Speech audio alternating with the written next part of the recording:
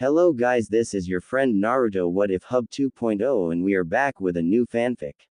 Which is what if Minato and Kushina finally return to Naruto after years in a coma.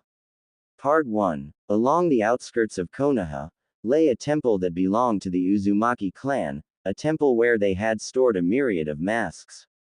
Inside the temple, a couple of caretakers were tending to the building and its contents. Unbeknownst to either of them, a dimensional rift appeared in one of the temple's storerooms and a few moments later, a strange object fell out of it before the rift closed up again. As one of the caretakers was cleaning the floor of the storerooms, her eye suddenly fell on a wooden object.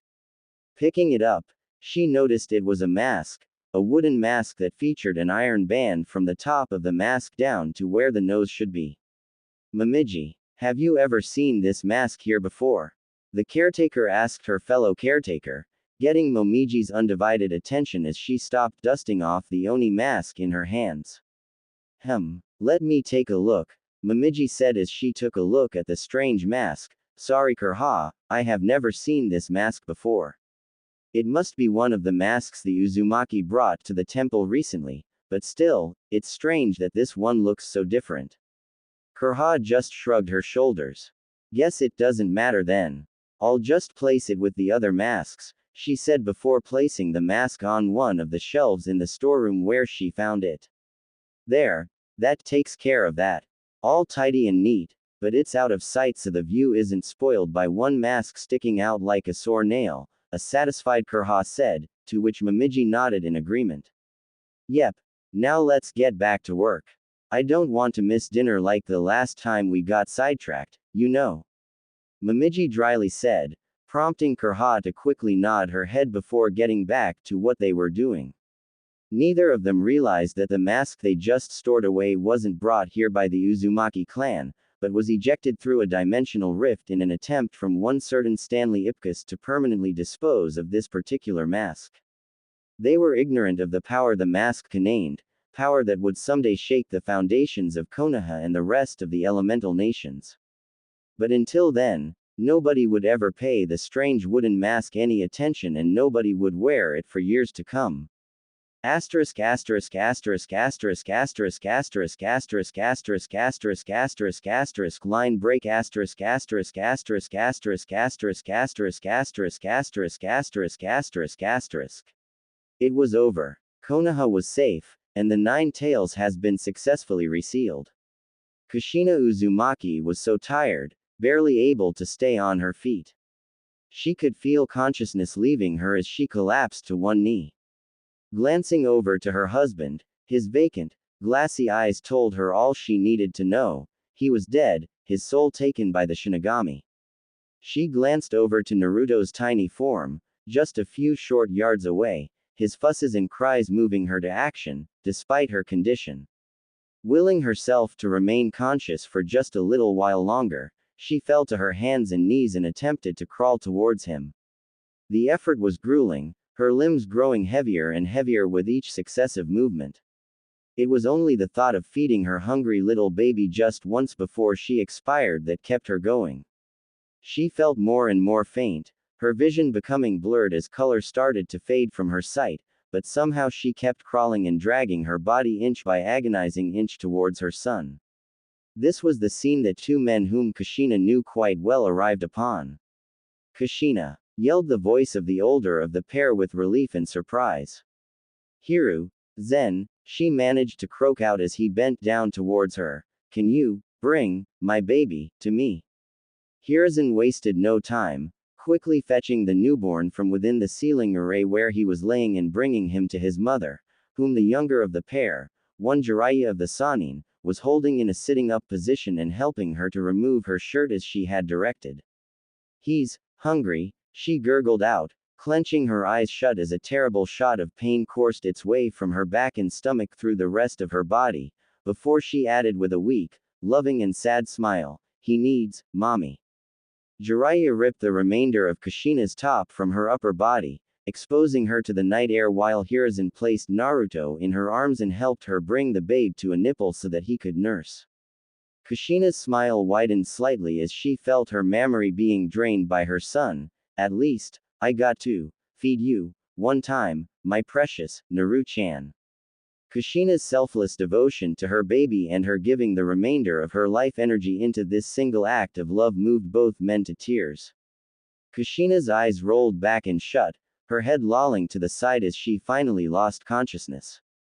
Hiruzen continued to hold Naruto to her as he was still suckling. Once Naruto was finished, he immediately fell asleep. Hiruzen laid the boy down on a soft patch of earth, protected only by the blanket he was swaddled in, before quickly returning to Jiraiya's side. Jiraiya, we have to keep her alive.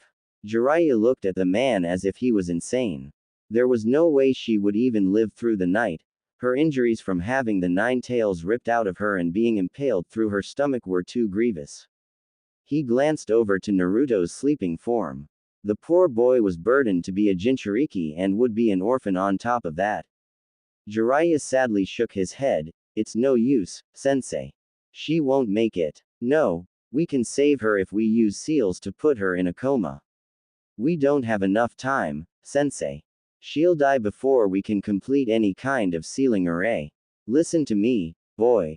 Hiruzen fired back using the tone he used to use with his students when he was teaching them as genin, immediately causing Jiraiya to stiffen up and pay attention. We seal her body in a scroll now so we can transport her to a secret facility that I have set up. We prepare temporary stasis tags that we immediately apply to her body once we unseal her body from the scroll.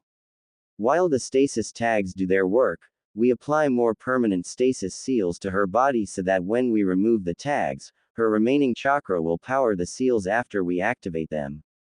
That will allow us to heal her injuries in safety so nobody can take advantage of her vulnerable state during that time. Jiraiya's eyes went wide as Hiruzen explained his plan to him.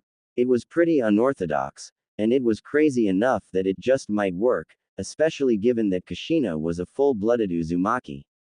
He quickly nodded, pulled out a scroll and quickly painted a large storage seal on it. The moment he was finished, Hiruzen made a hand sign, and Kushina's body disappeared in a large puff of smoke, the seal on the scroll adding a kanji to show that it was filled. Hiruzen collected Naruto from the ground as Jiraiya put the scroll back into the harness across his back. The two immediately fled the scene, Jiraiya following his old sensei back to his office, where he would learn of one of Konoha's most truly well-kept secrets. Asterisk asterisk asterisk asterisk asterisk asterisk asterisk asterisk asterisk asterisk asterisk line break asterisk asterisk asterisk asterisk asterisk asterisk asterisk asterisk asterisk asterisk asterisk. Sitting on a swing in one of Konoha's playgrounds was a 6-year-old Naruto. He was bored, for he had nobody to play with. Looking around, his eyes fell on a group of boys around his age laughing and playing some kind of game with red rubber balls. They were throwing them at each other and it looked like fun. Maybe they would like to play with me, he thought with childish eagerness as he got out of the swing and ran towards the children, wanting to join them. Hey, what game are you guys playing?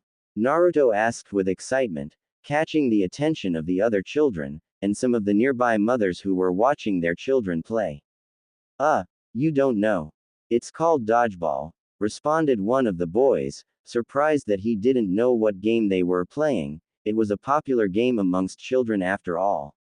Naruto tiled his head and asked, how does it work? It's really simple, another boy answered and began to explain the rules. You throw balls at the other team and try to hit them while trying to avoid getting hit yourself. If you hit them, they're out. But, if you throw it at the other team and they catch the ball, then you're out. Also, if you hit someone and another person on their team catches the ball before it hits the ground, you're still out and the person that got hit is saved. But just because you're out doesn't mean you stop playing. Players who are out go out of bounds on the side of the other team, and they can still throw the balls at the other team to get them out. But the team that gets all the other team's members out is the winner. Sounds fun. Can I play with you guys? Naruto asked with hope and excitement. The children looked at each and whispered some things to each other. Naruto couldn't make out what they were saying. He was about to ask what they were saying, but they stopped whispering and turned back towards him. Okay, you can join. The more people, the more fun. Naruto smiled happily and made a fist pump. Awesome. Just as he was about to join the game, a shadow fell over him. Naruto turned around to see a group of women towering over him. What do you think you're doing near our children? The one of them sneered at Naruto with palpable disgust. Naruto shrank under the glares that the women, most likely the mothers of these boys, were giving him.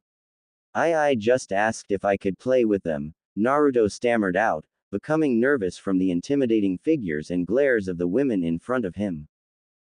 Mom, he was just going to play dodgeball with us, one of the boys, obviously confused by his mother's behavior, explained to her before she could respond to Naruto. All of the boys shared his confusion as they didn't understand what the problem was. The boy's mother looked at her son. Sweetie, you shouldn't play with this thing, she answered to her son and pointed towards Naruto. Nothing good comes from being around this scoundrel. The boy as well as the other children just looked confused. Why? I don't get it. Just listen to me, sweetie. Mommy knows best. Just stay away from him, okay? Alright.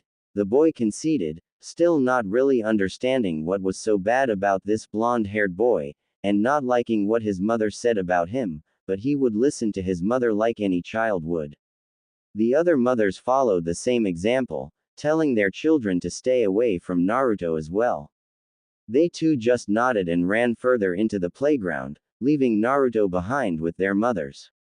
Naruto looked crestfallen. It was so unfair. He just wanted to play and make friends, but he never got to play with anybody. He was always alone for as far as he could remember, and now some kids wanted to play with and this happens. Why? I just wanted to play and make friends, he objected, looking up towards the group of mothers with a hurt look on his face, only to be met with angry shouts as the mothers verbally tore into the poor child. Because you are nothing but trouble. Stay away from our children. Nobody wants someone like you around. You don't belong here. Leave our children alone. They shouldn't let filth like you roam around. How dare you try to corrupt our children? We won't let you hurt our children. Stop it. I'm not filth and I'm not trouble. Naruto yelled, hurt by the things the women were shouting at him. Yes, you are. You are a good-for-nothing troublemaker who nobody wants around. That's why you were surely abandoned.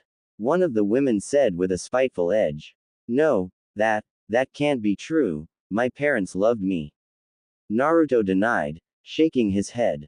He closed his eyes as tears threatened to spill out because of all the cruel things these women were saying to him. Ha, you hear that? He thinks his parents loved him.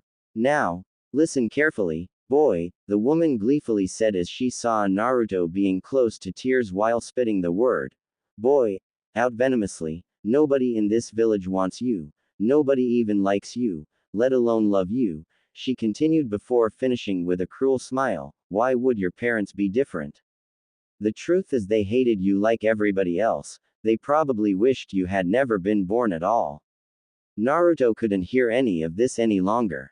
With tears streaming down his face, he turned around and ran away as fast as his little legs could carry him, leaving the group of cruel, short-sighted mothers behind. The mothers all watched as he ran off, smugly satisfied at having put the little wretch in his place. Asterisk asterisk asterisk asterisk asterisk asterisk asterisk asterisk asterisk asterisk asterisk line break asterisk asterisk asterisk asterisk asterisk asterisk asterisk asterisk asterisk asterisk asterisk. Hiruzen was not having a good day. He could swear that the stack of paperwork in front of him was somehow capable of casting the shadow clone jutsu. There just seemed no end to it at times. How he cursed the fact Minato had died 6 years ago to stop the Nine Tails as he was left behind to take up the position of Hokage once more lest his former teammate, Danzo, got his hands on the position. That particular thought made him shudder, considering his old friends in compromising militaristic ways. After what he could only describe as a Herculean effort, he finally managed to work his way through all the paperwork. Taking his first break since his workday started, he took out his glass orb to check up on how Naruto was doing. To this day, he had not been able to heal Kushina, and young Naruto had it very rough without a parent. He did all he could for the boy, even going as far as trying to be a grandfather figure for the boy, but his own efforts were rendered less effective by the constraints of time and of his work. Oh, he was well aware of how intolerant the villagers were towards the poor boy. When he revealed Naruto's status as a Jinchuriki 6 years ago as per Minato's dying wish, the villagers demanded the boy's head. He had passed down a law that forbade anyone to speak of Naruto's burden. He had hoped this would at least keep the younger generation ignorant of Naruto's status as the Nine Tails Jinchuriki, but it was no use as parents would ensure their children avoided the boy. He smiled as he saw Naruto approach a group of children to play with through his trusty crystal ball. His smile quickly turned to a frown as the mothers of the children forbade them from playing with Naruto and told them to stay away from him before verbally tearing into the boy in a callous manner that left the boy running away in tears. What angered him the most was that he couldn't do anything about it, for they did not break the law and, Hokage or not, he could not force people to change their views. If Hiruzen thought his day couldn't get worse, then he was sorely mistaken. He kept watching as Naruto ran to the spot he would always go to when he felt sad, the Hokage monument, on top of the fourth Hokage's head to be specific. Moments like these make me wonder if the will of fire, the belief that the entire is like a large family unit, died out 6 years ago, Hiruzen sadly thought as he watched the young youth bawl with heart-wrenching emotional pain. Then it happened. His eyes shot wide with worry and alarm as he noted the ominous red chakra that started bursting forth from Naruto's body. Tenzo, a tiger-masked member of Anbu, immediately leapt out of the shadow at the Hokage's command, kneeling before him and awaiting his command. Young Naruto has unconsciously tapped into his tenant's chakra. I need you to aid me in suppressing it before any damage is caused. Hiruzen ordered before he and Tenzo made a tiger hand seal each before disappearing in a puff of smoke. Moments later, both men appeared on top of the Hokage monument, where Naruto laid on the ground, surrounded in a shroud of the Nine Tails red chakra, writhing in pain. Tenzo glanced at Hiruzen, who gave him brief nod. He knew what to do. Tenzo quickly used the Kakuin entering society with bliss-bringing hands jutsu to produce the kanji for sit on his palm and jumped towards Naruto, touching his chest with that palm before jumping back, a thick strand of chakra connecting him to Naruto. Slamming his other hand to the ground, he made 10 wooden pillars spring up around Naruto in a circular formation. Not wasting any time, Tenzo quickly began using the fabled technique of the first Hokage, Hashirama Senju, to suppress the Nine Tails chakra within the outlined area. The malevolent shroud of chakra slowly began to recede until it was completely gone, leaving an unconscious Naruto lying motionless on the ground. It is done, Tenzo remarked with notable relief. It is fortunate that we got here as quickly as we did. If the fox had managed to gain a hold of the boy through his emotional state, Kami knows what could have happened, Hiruzen solemnly said, drawing a questioning look from Tenzo. Lord Hokage, if I may ask, what do you mean by that? Is there a flaw in the seal? No, nothing of the sort. The seal is fine. The problem lies in how the village treats the boy. I had hoped the law I passed with regards to his status as a Jinchuriki would at least ensure he would not be isolated from the younger generation, Hiruzen began to explain, but it made little difference. Naruto tried to play with some children and was cruelly told off by a group of mothers. The things they said hurt the boy emotionally, enough for him to apparently tap into the Nine Tails chakra, and the rest is history. I see. That said, I will have to schedule several meetings with Ibiki for the people responsible for putting the boy in this state, indirectly endangering the safety of Konoha, Hiruzen stated with a steel edge to his voice that clearly belied that despite his old age, he was not to be crossed. Hiruzen picked Naruto up and headed back for his office. Leaving him to rest there, he summoned several more Anbu and led them himself to the mothers who had caused Naruto such pain to place them under arrest. Asterisk asterisk asterisk asterisk asterisk asterisk asterisk asterisk asterisk asterisk asterisk line break asterisk asterisk asterisk asterisk asterisk asterisk asterisk asterisk asterisk asterisk asterisk. Naruto groggily opened his eyes and noticed that he was in the Hokage's office, with said Hokage sitting next to him. Grandpa, what happened? Naruto asked tiredly. You passed out, Naruto-kun. I'm glad to see you're alright. Naruto's expression turned sour. More sour than any child should look, Grandpa.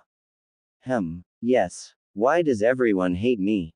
Naruto asked, his voice low and trembling.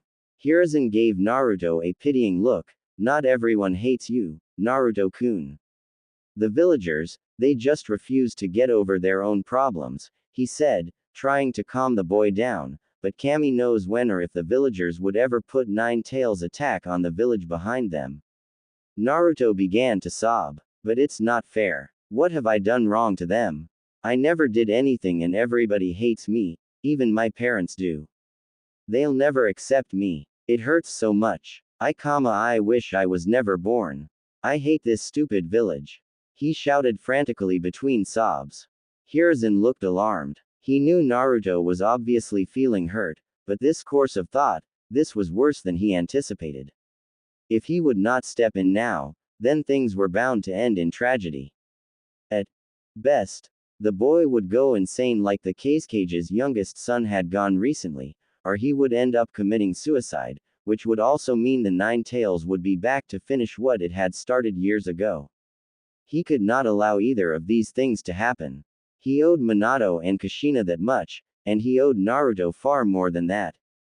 He had wanted to wait with what he had in mind until Naruto was older, but given the circumstances, he would have to take a risk and hope the boy would understand what he was about to tell him. Hiruzen took a deep breath, before sternly addressing Naruto, Naruto-kun. I wanted to wait until you were old enough to understand what I'm about to tell you before I explain more about the reason behind the villagers' treatment of you and about your parents, but I need you to listen carefully to me. You have to promise me that you will not speak a word of anything I am going to tell you right now, at any time or for any reason. Can you promise me that? Naruto's head snapped up towards Hiruzen and he answered quickly, why yes, I promise. I won't tell a soul. He was nodding his head all the while before he added, although I don't understand why. It's for your safety, Naruto-kun, Hiruzen explained in his professor tone. As you know, 6 years ago, the Nine Tails attacked our village and was killed by the 4th Hokage. That story is not entirely true though. Naruto looked confused with his head tilted slightly. What happened then and what does that have to do with me? The Nine Tails cannot be killed. Indeed, it was defeated.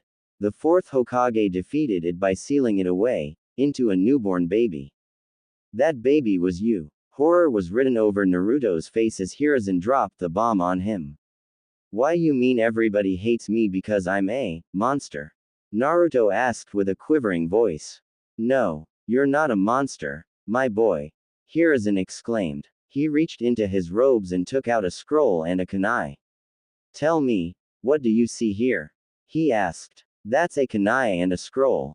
Indeed. Now I'm going to seal the kunai into the scroll, Hiruzen said before following suit with action, making the kunai disappear in a puff of smoke. What do I have here now? A scroll, Naruto confusedly answers. Hiruzen nodded knowingly. Yes, Naruto-kun. It's still a scroll with a kunai inside of it, but still nothing more than a simple scroll. Seeing the confused look on Naruto's face, Hiruzen smiled and explained the analogy. It's the same with you, my boy. When you were born, you were a boy, plain and simple. Just like this is a scroll, plain and simple. And just like the kunai was sealed in this scroll, the nine-tailed fox was sealed in you. And just like this scroll with the kunai in it is still nothing more than a scroll, you, even with the 9 tails sealed inside you, are still nothing more than a young boy, plain and simple. You are not the 9 tails, just like this scroll is not the kunai sealed inside of it.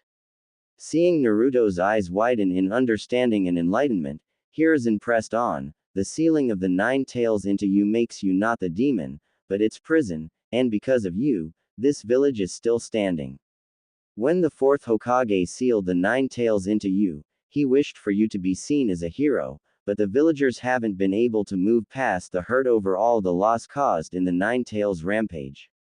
I wish it were different, but even as Hokage, I can't force people to change their minds. I see, Naruto responded sadly. He now understood why people treated him so coldly, but it didn't make him feel any better though, if anything, it made him feel worse. Hiruzen noted this. He hoped that what he was about to tell would give the boy a reason to keep going. Naruto, I want you to know that despite their feelings, they have no excuse to treat you the way those mothers did. Earlier, yes, I was watching from my crystal ball over there. And about what those monsters said, about your parents hating you. That's not true, Naruto-kun, he said, snapping Naruto out of his sad mood.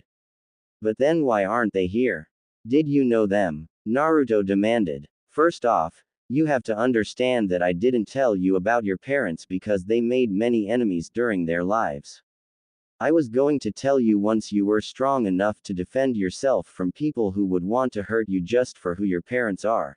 Hiruzen answered, for that same reason, I still can't tell you who your father is yet, besides that he died during the Nine Tails rampage, but I can tell you about your mother. Your mother's name is Kushina Uzumaki, and she is still alive. She is in a coma right now, a deep sleep if you will. But why is she sleeping instead of being here? Did she not want me? Naruto asked with obvious worry. Your mother loved you very much and she was prepared to sacrifice herself that night to save your life. She was still alive after the Nine Tails attack, barely, but alive nonetheless. I placed her in a secret facility so that her wounds can heal as she sleeps. I'm still doing everything I can to make sure she will recover, Hiruzen explained before asking, how about I take you there so you can see her? Naruto latched onto Hiruzen and cried, thank you Grandpa, I'd love that. Well, what are we waiting for? Come with me, Hiruzen said with a warm smile as he took Naruto's hand, leading him to the facility where Kushina was slumbering. Asterisk asterisk asterisk asterisk asterisk asterisk asterisk asterisk asterisk asterisk asterisk line break asterisk asterisk asterisk asterisk asterisk asterisk asterisk asterisk asterisk asterisk asterisk. Naruto was silent the entire time as he listened to Hiruzen's stories about what kind of person his mother was as the Hokage led him through the hidden underground tunnels leading from the Hokage residence to the secret facility underneath the Hokage monument, where his mother was kept. He couldn't believe it. He was actually going to see his mother. It was like a dream about to come true. Eventually they reached the room where Kushina was laying. With a grandfatherly smile, Hiruzen motioned Naruto to go inside. Go on, meet her. Even though she won't talk back right now, I'm sure she will listen to you. Nodding his head up and down a few times, Naruto entered the room with nervousness, the kind of nervousness you felt when something you always desired very, very much was within arm's reach, but you were afraid that it was too good to be true, that it would disappear right in front of your eyes when you try to grab it. There she was, lying on a hospital bed with wires and tubes attached to her body in various places and an oxygen mask placed over her mouth. Taking a few seconds to collect himself, he slowly walked up next the bed and took a moment to take in his mother's sleeping form, noting that she looked like an angel. With both hands, he clutched his mother's left hand. Mom, can you hear me? It's me, Naruto, he began to say to her before he choked up. I wanted to meet you for so long, Mom. Grandpa told me you're a really cool and strong ninja. But he never told me you were so pretty, too. Naruto told her with a smile on his face as he was just saying whatever came to mind. I'm 6 already and I'm going to the ninja academy soon. I'll learn cool jutsus and moves, so I can be awesome like you too, and make you proud. And I'll make friends. Oh, and I love ramen too, just like Grandpa said you do. And one day, I'll be Hokage, the Orange Hokage, just you wait. Despite knowing she couldn't respond to him, it still hurt seeing his mother like this, unable to speak to him, and tears began to trickle from his eyes. Please wake up soon, I wanna talk to you for real, Mom. I don't wanna be alone anymore, ya know. Hiruzen watched with sadness from the sides as Naruto continued to pour his heart out to his comatose mother, torn between being happy at finally meeting her, and hurt because even though she was there, she couldn't be there for him. It tugged on his heartstrings to give the boy what may very well be false hope, but at least that hope would give the boy a reason to carry on and drive himself forward, for now at least. Soon enough, Naruto stopped talking to his mother, not knowing what to say anymore. He just kept hold of her hand like a lifeline, trying to comfort himself with her presence in silence. The fatigue from his emotionally and physically taxing day finally caught up with him as he started to doze off. Seeing this, Hiruzen picked him up before he could drop to the ground. Looking to Kushina for a moment, he sighed, "He really takes after you, Kushina. I'm doing my best to look after him while you and Jiraiya can't, but I'm afraid these old bones, best just isn't good enough. Jiraiya can't get here right now because of the ridiculous amount of missions we've needed done that seem to need his personal attention. He needs you." Turning around, Hiruzen exited the facility as he headed for Naruto's apartment to bring the sleeping boy to his bed. Once he arrived there, he quickly and quietly put the boy down to bed, and left as quietly as he came. His thoughts turned to a certain Toad Sage as he walked back to his office to finish some last-minute tasks before he would head home to bed. "Jiraiya, my boy," he whispered aloud to himself, "I need to find a way to better distribute your mission load so that I can bring you back here. Naruto would fare much better if he had his godfather in his life." Asterisk asterisk asterisk asterisk asterisk asterisk asterisk asterisk asterisk asterisk asterisk line break asterisk asterisk asterisk asterisk asterisk asterisk asterisk asterisk asterisk asterisk asterisk. 2 months later. 2 months later, Naruto stood in front of the class he was going to join. Grandpa had enrolled him so he could become a ninja. Next to him stood one of the class instructors, Iruka Yumino. "All right class, we have a new student joining our academy today," Iruka announced to the class. Being stared at by so many people at once made Naruto somewhat nervous, but he was excited as well. "I'm Naruto Uzumaki and I'm going to become Hokage, ya know," he blurted out. After a brief silence, the entire class burst out laughing. "Hey, look at those weird whiskers. Ya know. Ha ha ha. That sounds so stupid. You, Hokage. Yeah right." Naruto's head dropped down with his hair shadowing his eyes. "Great.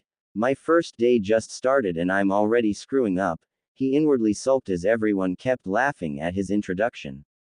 "That's enough. Be quiet everyone, settle down now," Iruka said, trying to get everyone to stop laughing so that he could start class.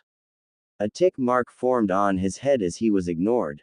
Everyone shut up. That did the trick. Satisfied, Iruka motioned for Naruto to take his seat. "Take your seat over there, Naruto." Naruto obliged and quickly scurried over to his appointed seat.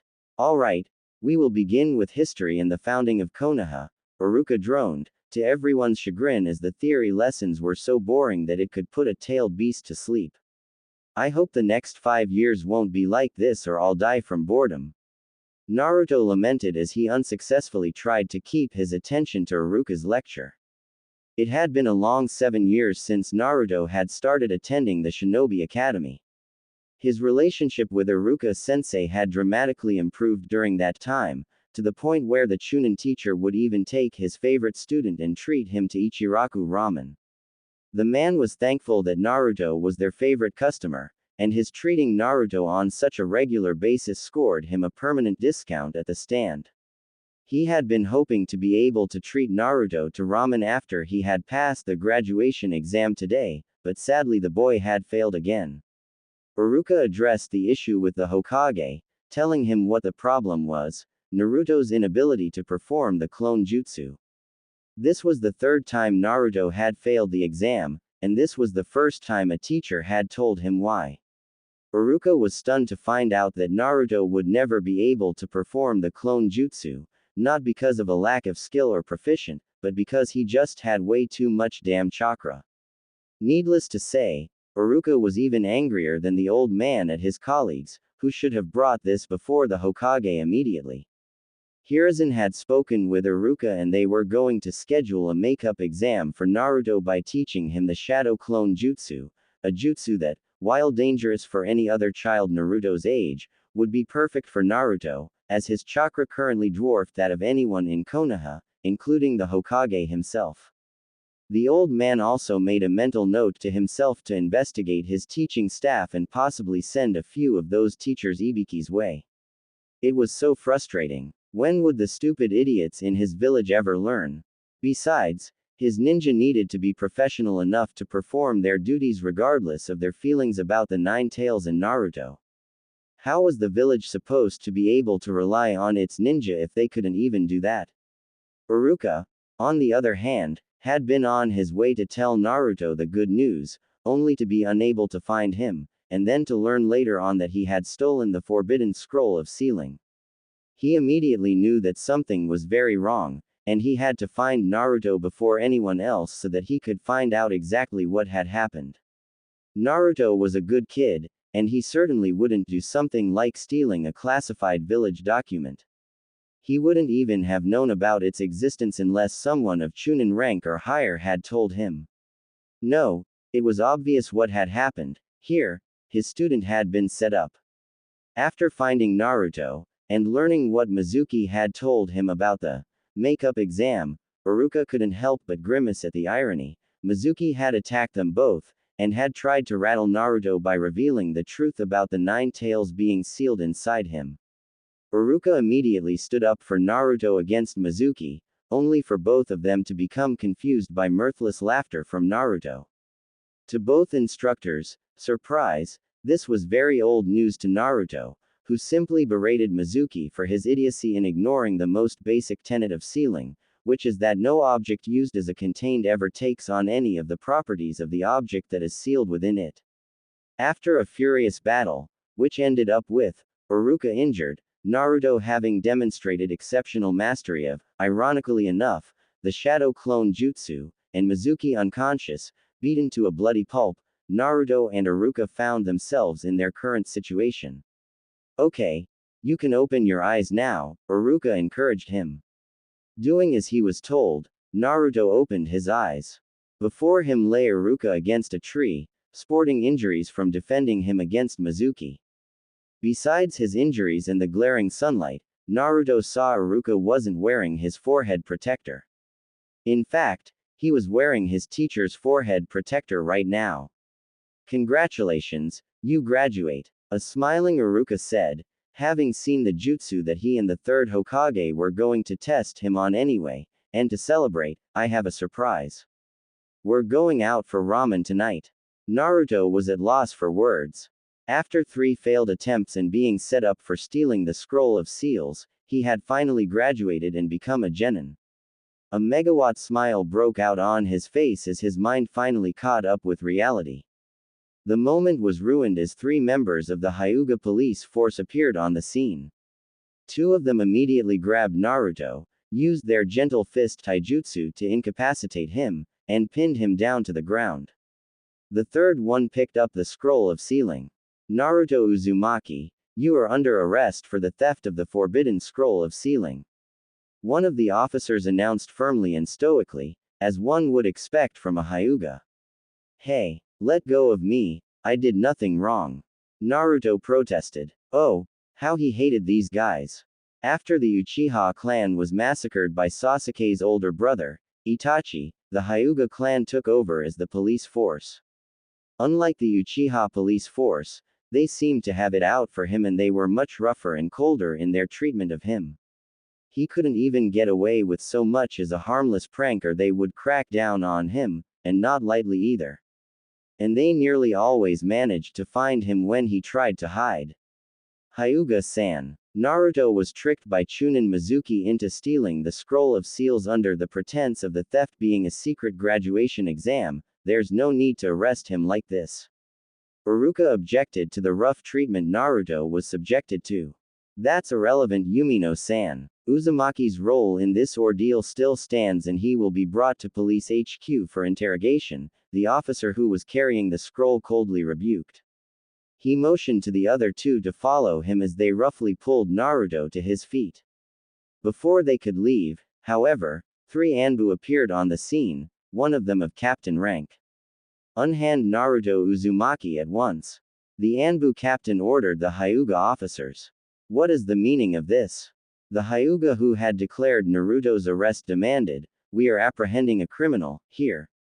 Do not interfere with our duties. Uzumaki-san is not a criminal, he's a suspected criminal. Aside from that, given that his alleged crime is not of a civilian nature, but a military matter, you are acting outside of your jurisdiction. Unhand him immediately." Bristling with anger and humiliation, the lead Hyuga officer turned to the 2 holding Naruto and nodded, prompting them to comply with the Anbu captain's order. "Very well, Anbu. We've released him into your custody. We will now be on our way." "I don't think so," the Anbu captain retorted. "You see, not only were we ordered to relieve you of Uzumaki's person, we've also been ordered to bring Uzumaki-san, Yumino-san and the 3 of you before the Hokage." "Excuse me. Don't make this any more difficult than it has to be, Hyuga-san. If you resist our arrest, we have been ordered to use force to bring you to compliance with the Hokage's summons." Once more bristling with anger and humiliation, and also with some fear, the 3 Hyuga agreed to follow the Anbu to the Hokage building along with Iruka and Naruto. They knew what this meant. The Hokage knew what took place here, and he likely wasn't too happy about it. Asterisk asterisk asterisk asterisk asterisk asterisk asterisk asterisk asterisk asterisk asterisk line break asterisk asterisk asterisk asterisk asterisk asterisk asterisk asterisk asterisk asterisk asterisk. The fears of the Hyuga police officers had been confirmed. Hiruzen Sarutobi was not happy at all with the way they had handled Naruto, and after getting the full story from Naruto and Iruka, he was even less happy with the Hyuga. He ordered them to be taken to Ibiki, and told that they were there for mistreatment of Naruto. The Anbu, who had just offered condolences to the 3 Hyuga in the form of, "You poor unlucky bastards," immediately used Shunshin to remove them from his office. Hiruzen apologized to Naruto for the way the police force handled him, and aside from giving him a field promotion to Genin, had also given him pay equivalent to an A- rank mission for subduing and apprehending a traitor and for keeping village secrets from being given to an enemy. It was just before 2 o'clock in the morning when he had dismissed the pair of them, allowing them to return to their homes and rest, and informing them of his plans to enjoy ramen with the 2 of them that night, and that he would pick up the tab. His work, however, was not done. An Anbu he had sent out with a summons reappeared in his office with a rather surprised and frazzled-looking Hiashi Hyuga. "As ordered, sir, Hiashi Hyuga," the Anbu saluted the Hokage. "Excellent. Dismissed," Hiruzen responded, the Anbu vanishing at his dismissal. "Lord Hokage, what is the meaning of summoning me at such an hour?" Hiashi asked with respectful annoyance.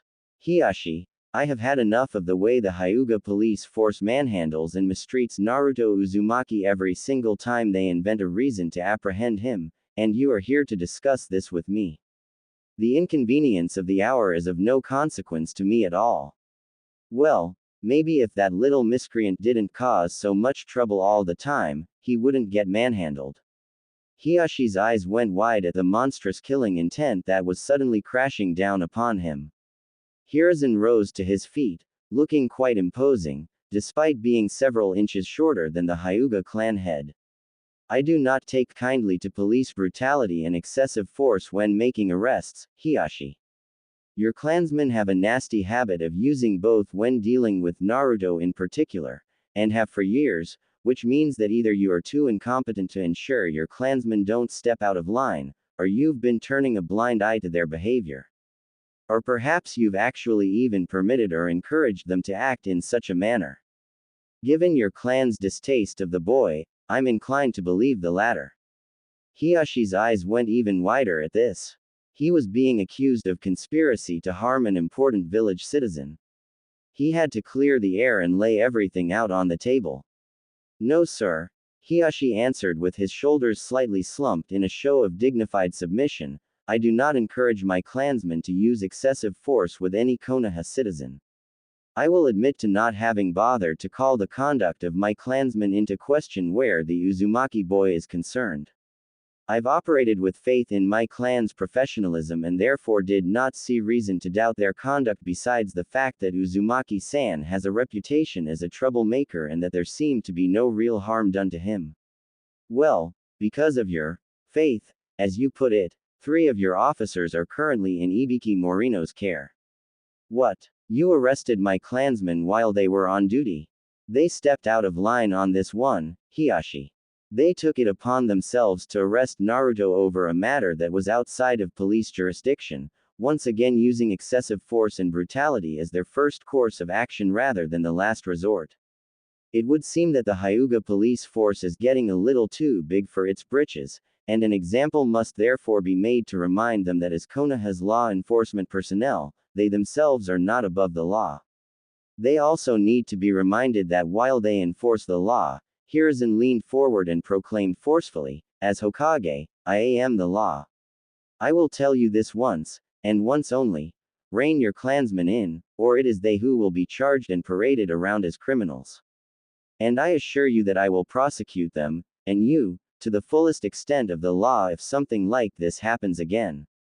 Hiyashi tightened his lips together in a thin line before bowing and respectfully answering, I understand, Lord Hokage. I will ensure that my clansmen will not overstep their boundaries and behave in a more professional manner with the boy from now on.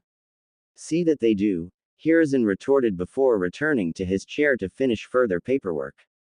Hiyashi left his office with his usual dignified gait despite feeling quite miffed at being dismissed in such a condescending manner. Asterisk asterisk asterisk asterisk asterisk asterisk asterisk asterisk asterisk asterisk asterisk line break asterisk asterisk asterisk asterisk asterisk asterisk asterisk asterisk asterisk asterisk asterisk. 6 months later, with a sneak attack from below, he had taken his opponent by surprise, knocking her down to the ground, unable to continue fighting. Proctor, I can't move, a grimacing Hinata Hyuga conceded, pain coursing through her body at the slightest movement. Winner. Naruto Uzumaki. Genma Shiranui announced. He did it. He had won his match and moved on to the next round, but even more so, he had kept his promise to win this fight.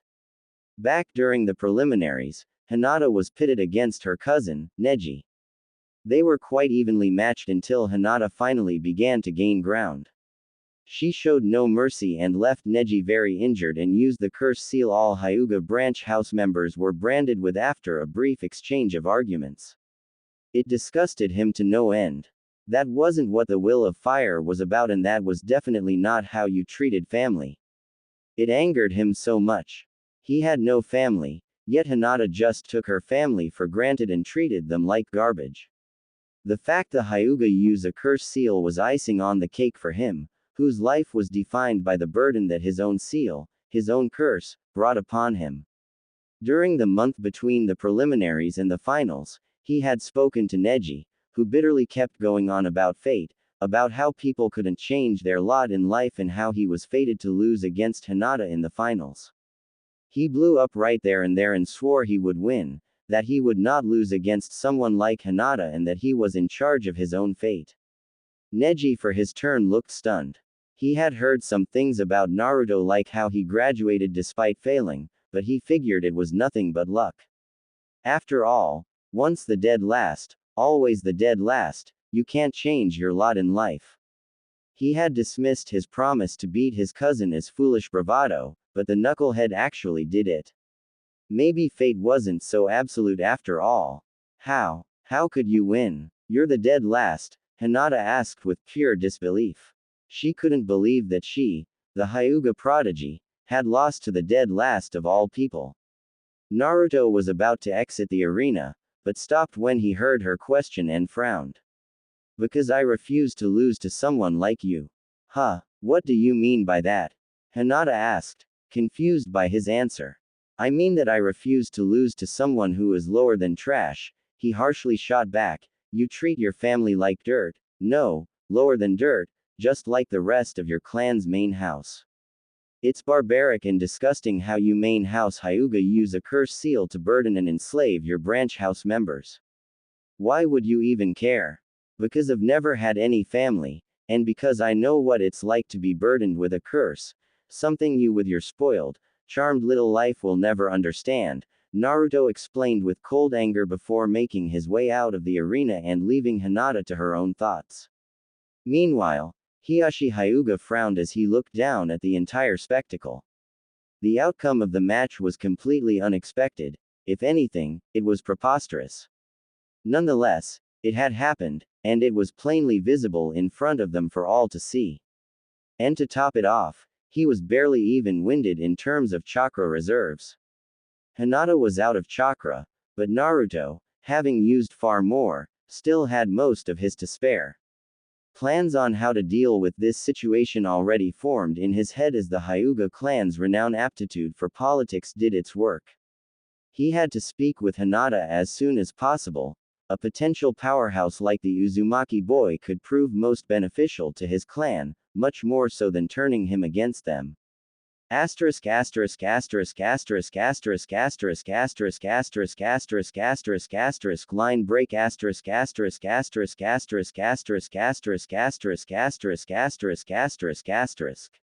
Naruto was dragging the newly christened 5th Hokage Tsunade Senju with him through the underground tunnels to the room in the facility where his mother was. Despite Grandpa Hiruzen's best efforts before he died by Orochimaru's hands in the invasion during the Chunin exams, his mother was still comatose and hadn't shown much improvement.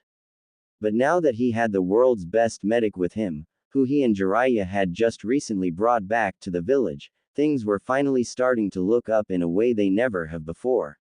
If anyone could make his mother better, it would be Tsunade, and it renewed his hopes of finally getting his mother back in his life. Here it is. This is where Mom is. Naruto exclaimed excitedly. Tsunade walked into the room where his mother was lying and she released a loud gasp when she saw it who Naruto's mother was. Kushina. Kushina's your mother. Tsunade stammered out, looking at Naruto with shock at finding out that Kushina was still alive and that Naruto was her child. Naruto happily nodded his head several times. Yup. But how? I thought she died 13 years ago. Grandpa placed her here to prevent her from dying from her injuries, Naruto explained before his expression turned into one of sadness. Mom's injuries were really bad. Grandpa was able to keep her alive and did all he could, but she's still like this. Tsunade, who glanced over to Kushina's still form. Understanding dawned upon her. Naruto didn't bring her here just to show her his mother. He brought her here because he wanted her help. You brought me here because you want me to heal her, didn't you? When she looked back at Naruto, she saw a desperate child who wanted nothing more than to have his mother back. Yeah, it's just, and they say you're the best medic there is, and Grandpa tried for so long without getting anywhere, Naruto sadly spoke as he wistfully looked at his mother. Please help her. I don't know who else can. I just want my mother. He desperately begged until Tsunade shushed him by putting her finger against his lip before bringing a gentle hand to his face and kissing him on his forehead just like she used to with her late little brother, Nawaki. When she pulled away, she was smiling warmly at Naruto, who was now noticeably calmer. She couldn't say no to the love-starved soul before her in good conscience.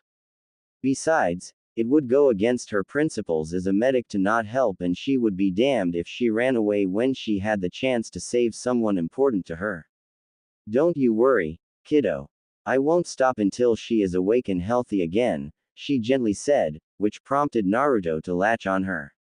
She let a soft smile come over her face and put her arms around Naruto's frame as he kept repeating words of thanks, and for a minute, they stayed like that before letting go. Now, let me take a look at her, Tsunade said as she went over to Kushina to diagnose her condition. Asterisk asterisk asterisk asterisk asterisk asterisk asterisk asterisk asterisk asterisk asterisk line break asterisk asterisk asterisk asterisk asterisk asterisk asterisk asterisk asterisk asterisk asterisk. Naruto Uzumaki, do you know why you are here? Naruto looked confused at the councilman who asked the question, an old man with a bandaged eye, and answered, not really. You are summoned here because of your performance during the Chunin exams, the subsequent invasion, and the councilman stoically began to explain before he was interrupted by Naruto. Ha! You're going to promote me to Chunin, right? Exclamation mark quote. Naruto excitedly exclaimed with his fox-like trademark grin.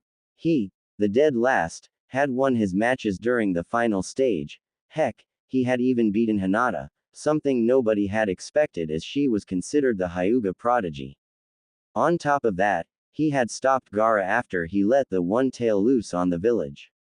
He would finally be acknowledged as something more than just being the dead last of his generation.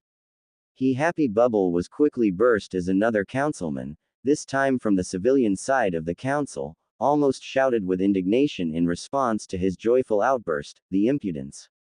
You are not here for a promotion and do not interrupt the council when we are speaking to you, Genin. Shimura-san, if you would continue. The old man he had interrupted continued in the same stoic tone of voice, yes, thank you. As I was saying before I was rudely interrupted, you have been summoned here in light of your performance during the Chunin exams, the invasion that followed and the failed retrieval of Sasuke Uchiha. A sense of dread began to fill Naruto. This was starting to look bad, and the next words from another councilman from the civilian side confirmed what his gut was telling him. During each of these events you have been reported to have drawn upon the power of your tenant. But Naruto tried to defend himself by asking what was wrong about using the Nine Tails chakra, as it was just like any other ninja tool, but he was quickly cut off by another woman on the civilian side of the council who slammed her fist on the desk she was sitting at. No buts. Your reckless use of the monster fox's power risked setting that thing loose on our village, and you even have the nerve to think you are entitled to a promotion for that. The councilwoman shrieked. Another civilian council member quickly put his own 2 cents in. Do you even realize what you have done, boy? Because of your careless and over-dependent use of the Nine Tails power, the mission failed. But that is not fair. Sasuke would not come back without a fight. Naruto shouted in protest. That does not excuse your excessive use of force. Were you trying to kill him? It certainly was the perfect excuse to do so. Because of you our village lost its last Uchiha along with its Sharingan bloodline limit. I had no choice. He tried to kill me, and he would have if I hadn't used the fox chakra. He was using that curse seal Hiki Orochimaru gave him. Damn it. He impaled me through the chest, twice. Naruto yelled. He was used to being treated unfairly, but he still never could wrap his head around the unfairness of it all. It didn't take long before his reasoning was met with another verbal lashing from the civilian side of the council. Enough of these excuses. You don't look like someone who has been impaled once, let alone twice. Councilman, Tsunade interjected with an edge to her voice. I treated Naruto Uzumaki's injuries myself, and what he claims is in fact the truth. Are you calling me a liar? The civilian councilman, realizing that he had overstepped himself, apologized quietly and shrank back into his seat. And you also claim that he used Orochimaru's curse seal? Yet another civilian councilman barked. It was sealed away by one of our top shinobi. You have a lot of nerve to try and cover up your own misconduct with false accusations. You most likely goaded Uchiha-san into fighting. As a matter of fact, it is my understanding that you goaded him into a fight on top of the hospital roof shortly after the invasion with your insensitivity to his trauma with regard to the Uchiha massacre and apparent need to one-up the poor boy. He should be punished for endangering all of us by using that thing's power. Many council members on the civilian side were quick to join in as they too demanded punishment for Naruto's use of the Kyuubi's chakra under the pretense of endangering the village, intentionally attacking a fellow Konoha shinobi, and being responsible for the loss of the Sharingan and its military potential. Tsunade's ire towards these corrupt ingrates was steadily rising with each passing moment. The shouts, the demands for justice, slammed at Naruto's heart and mind like battering rams. He knew the villagers had never been fair to him, but he couldn't believe they would go this far. The bastard abandons the village, almost kills him, and they want to punish him for it. It was emotionally too much for him, and he looked like he was on the verge of having a panic attack. Tsunade saw Naruto's state and decided that enough was enough. Her temper and killing intent flared, making the civilian side of the council sweat as she cracked down on them. Idiots. He's the Nine Tails Jinchuriki. He's supposed to use its chakra. That's why he's got it. Should I arrest all of you just because I think you're all idiots to the point where it's a crime? Seeing her outburst achieved the desired effect of shutting the council up, she added in a threat with a dangerous edge to her voice that warned everyone not to cross her. And I will in turn charge all of you with fraudulent indictment if you so much as attempt to pin these charges on Naruto Uzumaki. Lady Hokage, all reports thus far have stated that Uzumaki-san has always been in a state of anger when drawing upon the Nine Tails chakra, which magnifies that anger and makes him act like what can only be described as a loose cannon. The one-eyed old man who had addressed Naruto earlier spoke, causing the civilian side of the council to look smug while the ninja side of the council murmured amongst themselves as they took in this information. What are you implying, Danzo? Tsunade growled out. Danzo was up to something and she didn't like it one bit. The old man, now identified as Danzo Shimura, evenly responded, I am merely pointing out the facts, Lady Hokage. Danzo, you're on very thin ice with me as it is, Tsunade warned him dangerously. If I were you, I would be very, very careful about pointing out facts, as you put it, so carelessly. One might believe you were attempting to plant seeds of dissent and sedition against the legitimate ruling government of this village. Danzo gritted his teeth in rage, though he kept his lips pressed. He would have to watch himself very closely from now on, as he was beginning to realize that Tsunade Senju was not the woman of weak will and weak character that he had known her to be in her youth or expected her to be ever since she left Konoha. She would not play the games that he and Hiruzen used to play in these meetings, and she had no real reason to want him around. Yes, he would have to be very careful from now on. Shimura-san has a point. We cannot just turn a blind eye to this delicate issue. Something has to be done, Hiyashi Hyuga added, thinking he could use this situation to steer the boy into his clan's reach. Danzo shot a glance at Hiyashi, slightly narrowing his sole visible eye as he did so. While it didn't hurt to have someone vocally agree with him, it would not do to have the Jinchuriki fall in the hands of the Hyuga. He was well aware through his root spies that the Hyuga clan intended to sink their claws into the Jinchuriki by having their clan heiress marry him since the Jinchuriki defeated the Hyuga heiress in the Chunin exams. Besides exercising control over the village's greatest weapon and if properly harnessed, they believed the union would boost the Hyuga clan's bloodline by combining the boy's potent and great amount of chakra and that of his tenant with the Byakugan. Of course, it was extremely unlikely that such a union would take place at this point. The Jinchuriki had made it no secret that he found the Hyuga heir to be repulsive and disgusting as a person and therefore did not want anything to do with her, and as far as he was concerned, it should stay that way. If such a union were to be successfully arranged, the Hyuga clan would gain too much power and become a threat to the village, maybe even worse than the late Uchiha clan, and that was something he could not allow to happen. Indeed, Hyuga-san. However, Lady Hokage is also right that the Kyuubi's power is meant to be harnessed, Danzo continued, making Tsunade narrow her eyes in suspicion. I suggest we see to it that he will be taught how to use its power properly to prevent situations like this, or worse. To this end, I propose Uzumaki-san will be put under my tutelage. So that's how it is, Tsunade thought. She knew better than to trust Danzo after having read everything Sarutobi-sensei had left behind for his successor. Her teacher had written down about his suspicions of Danzo never truly having disbanded Root after he had been ordered to do so after the Uchiha massacre. She wouldn't let Danzo turn Naruto into another one of his emotionless drones, let alone his personal weapon. Fortunately, she could easily throw a monkey wrench into Danzo's plan and turn the attention back to her by clapping her hands together. I'm glad you mentioned this, Danzo.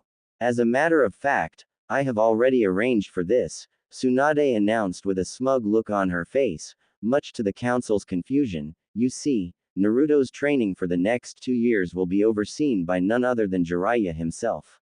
Lady Hokage, you must reconsider. That would interfere with Jiraiya's information gathering duties. My duties, on the other hand, would not conflict with Uzumaki-san's training, and with my extensive experience I am more than qualified for the task, Danzo objected. Once again, the council murmured again. If one listened well enough, one could hear one of the civilian council members say that it would also interfere with Lord Jiraiya's upcoming book. Tsunade dismissively shrugged Danzo's objections off. First off, I'm Hokage, so I don't have to reconsider my decision at all, and secondly, it won't interfere with Jiraiya's duties at all, as Naruto will be traveling with Jiraiya during his training. Besides, I don't see anyone better equipped to oversee Naruto's training considering his expertise with seals. My decision is final. Danzo was seething. That fool of a woman had ruined his opportunity to get his hands on the Kyuubi Jinchuriki. He was no fool, and he knew he couldn't do anything but concede, for now. Of course, Lady Hokage, Danzo said between clenched teeth. Now, this goes for all of you, Tsunade warned. Since I've been back, I have been less vocal than I have wanted to be in these meetings up to now, because I wanted to observe how this body operates, particularly with regards to Naruto, here. Well, I've observed enough, and this crap stops now. You are all way out of line in the way you've spoken to Naruto about anything related to his ninja career or his duties as a ninja. You are not ninja, nor have you ever been ninja, and therefore you have no right to criticize or make conjectures about what my ninja did or did not do. The room was quiet. The civilians were all stunned at Tsunade's rebuke, while the ninja clan heads were all patiently waiting, guessing that Tsunade had a few things to say to them as well. Tsunade continued, for your information, my orders to Naruto and his entire squad were that if they were unable to subdue Sasuke Uchiha and bring him back to Konoha, then they were to eliminate him. This caused a wide array of gasps and loud vocal objections by the civilians, stating that she couldn't do that, or that it was wrong to place the demon brat's welfare over that of the last Uchiha. It was this last one that Tsunade thought was the last straw. Anbu, she called. Immediately, several Anbu in the room appeared behind all of the objecting civilians, and Danzo as well, and put blades to their necks, exuding their killing intent upon them to keep them silent and cowed. Danzo simply sat there with an unreadable expression, seemingly cool as ice.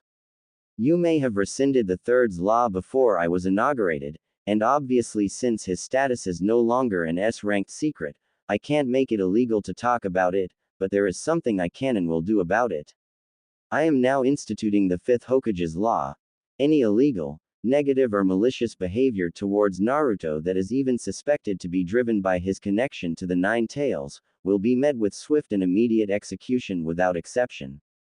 This includes any and all of you. Are there any doubts in any of your minds now that I mean business? Fearful shakes of their heads were the civilians' response, while everyone else simply acknowledged their understanding of the new law calmly. Anbu, you are hereby authorized to enforce this new law immediately. So council members, civilian and ninja alike, I suggest you start spreading the word, because my declaration of this law is the only warning this village is going to get. Now, Tsunade continued, to clarify the matter of Sasuke's curse mark being sealed away, the seal used to restrain it is tied to the will and desire of the person on whom the seal is placed. Meaning that the only way the seal would have been able to be used is if Uchiha-san wanted to use it of his own free will. Any more talk of this, and I will declare Sasuke Uchiha a traitor and have him entered into the bingo books as an A-rank rogue ninja with a kill on-sight order. Do not test me. Once more, she was met with a quiet chamber.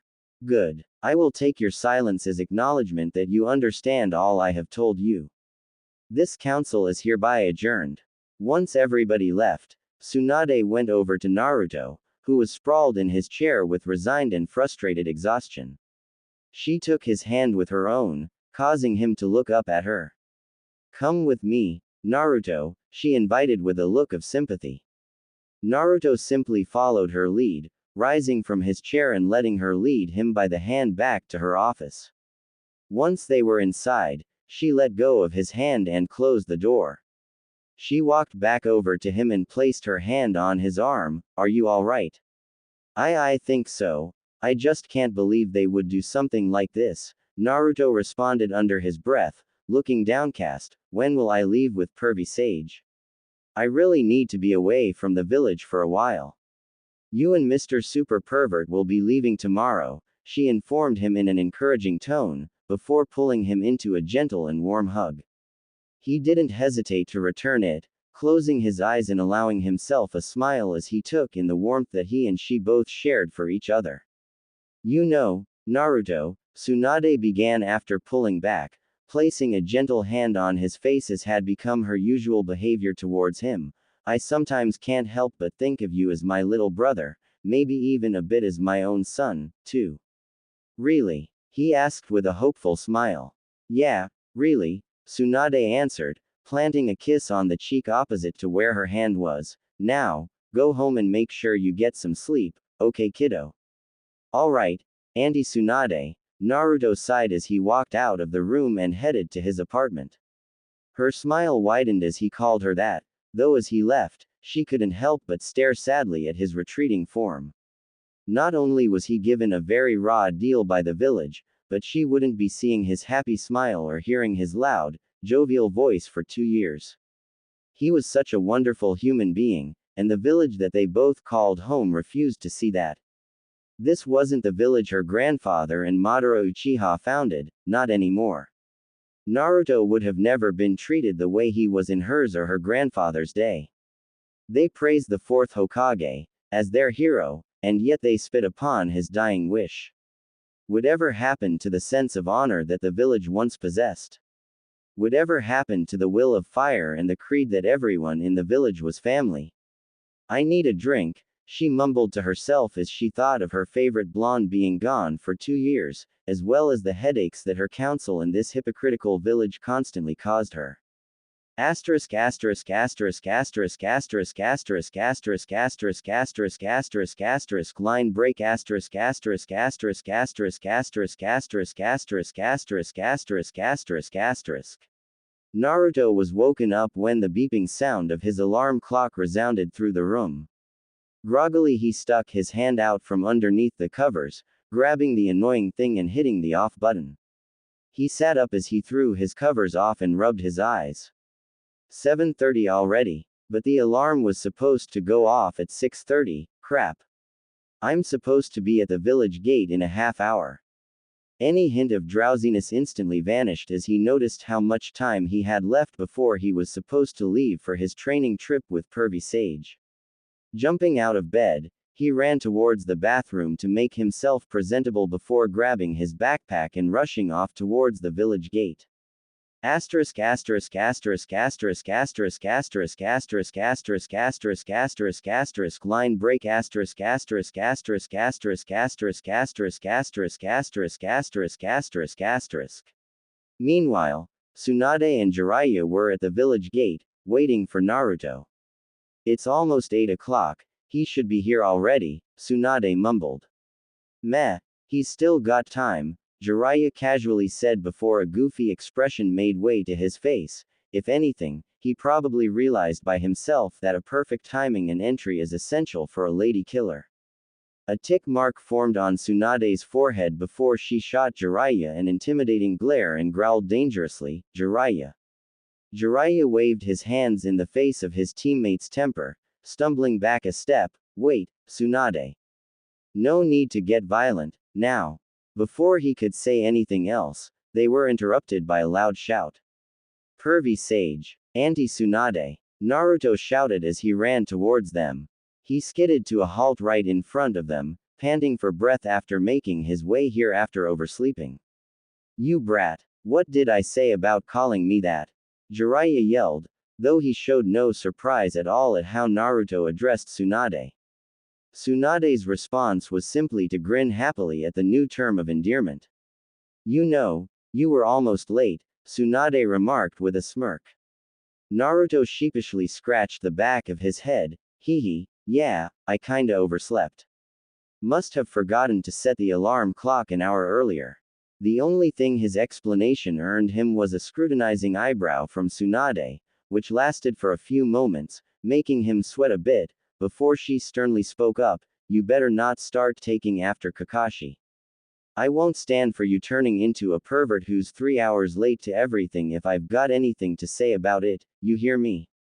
"Why yes, ma'am," Naruto muttered, all the while nodding his head up and down. Jiraiya just snorted at that. "Bah, Kakashi isn't that bad. If you forget about his tardiness, you could actually learn something from him, like his taste in literature." A bonk on the head courtesy of Tsunade sent Jiraiya crashing face first into the ground, leaving an imprint in the shape of his body. "OWW, that hurt. That was uncalled for," Jiraiya complained as he got up and dusted his clothes off, seemingly unharmed. Tsunade just cracked her knuckles. "You want another one, pervert?" "I'm not a pervert, I'm a seemingly offended Jiraiya began to correct her, only to be interrupted. "A super pervert, we already know," Naruto deadpanned, causing Jiraiya to shoot him an annoyed glance and mumble, "Brat," under his breath. "You two had better get going now. The farther you're able to get today, the sooner you'll arrive at any destinations Jiraiya has in mind for this trip," Tsunade said. "You heard the lady, Naruto.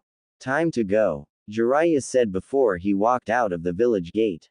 Naruto was about to follow after him, but Tsunade placed a hand on his shoulder, stopping him in his tracks. "Naruto, try to learn as much as you can from Jiraiya, okay? He may be a super pervert, but he's also one of the greatest ninja I've ever met, and you couldn't ask for a better teacher. Trust in him, and you'll learn more from him than you ever thought possible," Tsunade said fondly. Her smile turned mischievous as she leaned over to his ear and added in a whisper, "But if you catch him doing research, then do alert the ladies he's peeping on." "Hokage's orders. Of course," Naruto cheerily exclaimed, chuckling at the thought of pervy Sage being chased by a horde of angry women. He then gave Tsunade a goodbye hug, a gesture she returned. "See you in 2 years, Auntie Tsunade. Who knows, I might even take the hat from you when I'm back, ya know. You're more than welcome to it if you're able to. I could certainly do without all the paperwork." She joked as she watched him leave after Jiraiya. "Things won't be the same around here for the next 2 years, Tsunade said to herself sadly, missing the blonde ball of sunshine already. Asterisk asterisk asterisk asterisk asterisk asterisk asterisk asterisk asterisk asterisk asterisk line break asterisk asterisk asterisk asterisk asterisk asterisk asterisk asterisk asterisk asterisk asterisk. They had made good time traveling that first day out. Nearing the border of the land of tea, they had stopped to make camp a couple of hours ago. The sun was setting, illuminating the clouds and the trees in its orange twilight glow. Naruto and Jiraiya were sitting around the campfire they had set up, eating the fish they had just caught and cooked. While Naruto was happily munching away, Jiraiya seemed to be in deep thought before steeling himself for a conversation that was long overdue. With seriousness that he only showed when absolutely necessary, he said, "Naruto, we need to talk." What's wrong, pervy sage?" Naruto asked, wondering why Jiraiya suddenly sounded so serious. Jiraiya sighed. "How much has Sarutobi-sensei told you about your family?" "Only about my parents, mostly about mother though. He wouldn't tell me about my father yet, not that he can do that, now." Naruto trailed off before taking another bite of his fish. "Don't worry about that, you'll be told about your father when the time's right," Jiraiya assured him before he dropped the bomb, "but that's not what I want to talk about. What Sarutobi-sensei apparently didn't mention, was that I'm your godfather." Naruto almost choked on his food. "Gee, godfather. You're my godfather." Jiraiya confirmed his shocked question with just a slow nod of his head. Then where were you all this time?" Naruto pleaded, feeling hurt at learning he had a godfather, one who was out and about while he was left alone for so long. "Before you do anything rash, please hear me out," Jiraiya said before Naruto's emotions could get the better of him. Although it didn't lessen the feeling of hurt, Naruto's attention was focused on him, wanting to know why he hadn't been there for him in the past 13 years. "Believe me, Naruto, I wanted to be there for you more than anything. You know I'm a spy master, right? Much of my time is spent outside of the village, gathering intel on threats to Konoha. After the Kyuubi's rampage, the village was left vulnerable, a target for the other hidden villages who would want to take advantage of that by attacking Konoha, or by trying to get their hands on the Kyuubi by kidnapping you. I was forced to spend literally all of my time outside the village back in those days. I had to make sure that we were aware of any threats from the other villages and make sure no information about you leaked out of the village to keep you and the village safe, he began to explain. Naruto frowned. Surely that didn't take 13 years, though, right? I was getting to that and no, it didn't. But by the time Konoha got back on its feet, one mission after another kept coming at me, and before I knew it, I was chasing one lead after another in my efforts to eliminate threats. Most of the time I did find things that were important for Sarutobi-sensei to know, or things that would keep Konoha and you safe if they were dealt with or monitored. Orochimaru and the Akatsuki are just two examples of such threats, both of which should ring a bell to you. Before I knew, 13 years had passed already. But you could have least sent some kind of message every now and then. Naruto asked. Jiraiya sighed. I did. I knew I was going to be away for quite some time, so I sent you letters and gifts. I wanted you to at least know who I was, that I did think about you despite my absence, and that I intended to come meet you as soon as I could. From the letters I got back, I figured everything was alright, but in hindsight, it seems you didn't get anything I sent you, and you were kept in the dark about me. Naruto for his part was relieved to know he wasn't just abandoned. He wasn't happy about it, but he understood his mentor, Godfather's reasons and couldn't be angry at him, as it was apparently beyond his control. Although, there was something that still confused him. How come I never received anything you sent? I never sent anything back either. Not saying you're lying, but it does sounds a bit fishy, you know. Jiraiya's eyes narrowed as he recalled his suspicions on the matter. The letters and gifts I sent you must have been intercepted while I received fake letters in reply. After 13 years, shortly after you graduated, my mission load suddenly lessened a great deal, almost stopping altogether. Don't you think that's a little strange, Naruto?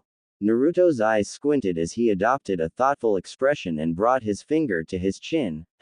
That is strange. It's almost if someone was trying to keep you away from Konoha, he mused. Jiraiya for his part looked surprised that his godson figured it out. Got it in one, kiddo.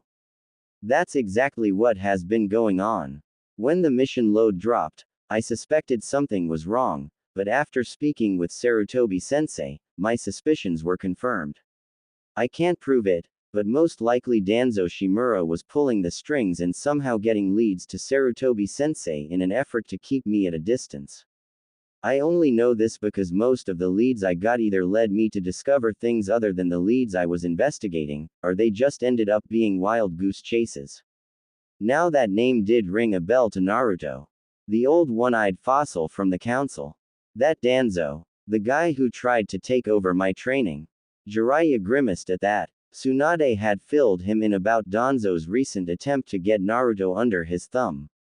His expression turned deadly serious as he told Naruto, that's Danzo, alright. He's a shady man and a complete warmonger. Naruto, whatever you do, never, ever get involved with that man. He doesn't see you as a human being, but as a weapon for what you hold. If he could have his way, you would be turned into an emotionless weapon under his command, just like his root ninjas. Seeing the questioning look on Naruto's face, Jiraiya answered in advance, and before you ask, Root is a secretive branch of Anbu under Danzo's command that was supposed to have been disbanded years ago, but they went underground. It's just that nobody has been able to prove it. These guys are conditioned to get rid of their emotions and they are fanatically loyal to Danzo, even more so than to the Hokage. Naruto looked at Jiraiya with wide eyes. He knew people back in Konoha hated him, but he never dared to think people were out to use him like that. I got it, I'll watch my back and stay away from people like Danzo. Naruto paused for a moment before adding, And thanks for explaining everything. It still sucks that you couldn't be there, but at least now I understand why. Glad that Naruto understood and accepted the reasons behind his absence, Jiraiya spoke up again, this time sounding more like his jovial self. Good, now that that's all sorted out, why don't I tell you some more about myself since you haven't gotten my letters in the past years? For the next hour they continued to talk, telling each other about themselves as they tried to make for lost time before they got back to training. Tsunade was performing her usual checkup on Kushina, as she had taken over the duties of monitoring the comatose woman upon herself from the moment Naruto had shown Kushina to her. Shortly after Naruto revealed the fiery redhead's existence to the new Hokage, Tsunade was able to diagnose and discern that although her physical injuries had been healed rather quickly and quite thoroughly, the fact that she had the 9 tails ripped out of her was what truly kept her from recovering. Once she had discovered this, a theory began to form in her mind about possible treatment for the former Jinchuriki. Once she had worked out most of the details and even some of the medical formulae regarding her theory, she had asked Naruto to try and summon a small amount of the 9 tails chakra. It wasn't easy, but between her and Jiraiya's skills, they were able to extract a small amount of the fox's chakra and seal it into Kushina. Once they did this, they released the stasis seals on her body, ready to place her back into stasis should she show signs of deterioration. There had been nothing but good news ever since. Kushina had shown constant, steady and continual signs of recovery. It was a slow process, but the chances of Kushina waking up were much higher than before. In fact, she was certain that it was only a matter of time before Kushina would wake up, and she calculated a 90% chance for Kushina making a full recovery without any lasting harm or damage to her body. She recorded Kushina's vital signs and looked at her patient. Tsunade gasped lightly as Kushina stirred ever so slightly and slowly opened her eyes. She could see that Kushina tried to say something, but having been in stasis for 13 years and in a continued coma for almost 2 years after that, left her quite groggy and lethargic. Easy Kushina. I know you are confused and have many questions, but right now your body and mind both need time to adjust to consciousness again, Tsunade explained in a doctorly fashion. You should be able to get out of bed within the next few days, thanks to your clan's vitality. Anyone else would have been stuck in bed longer, you know.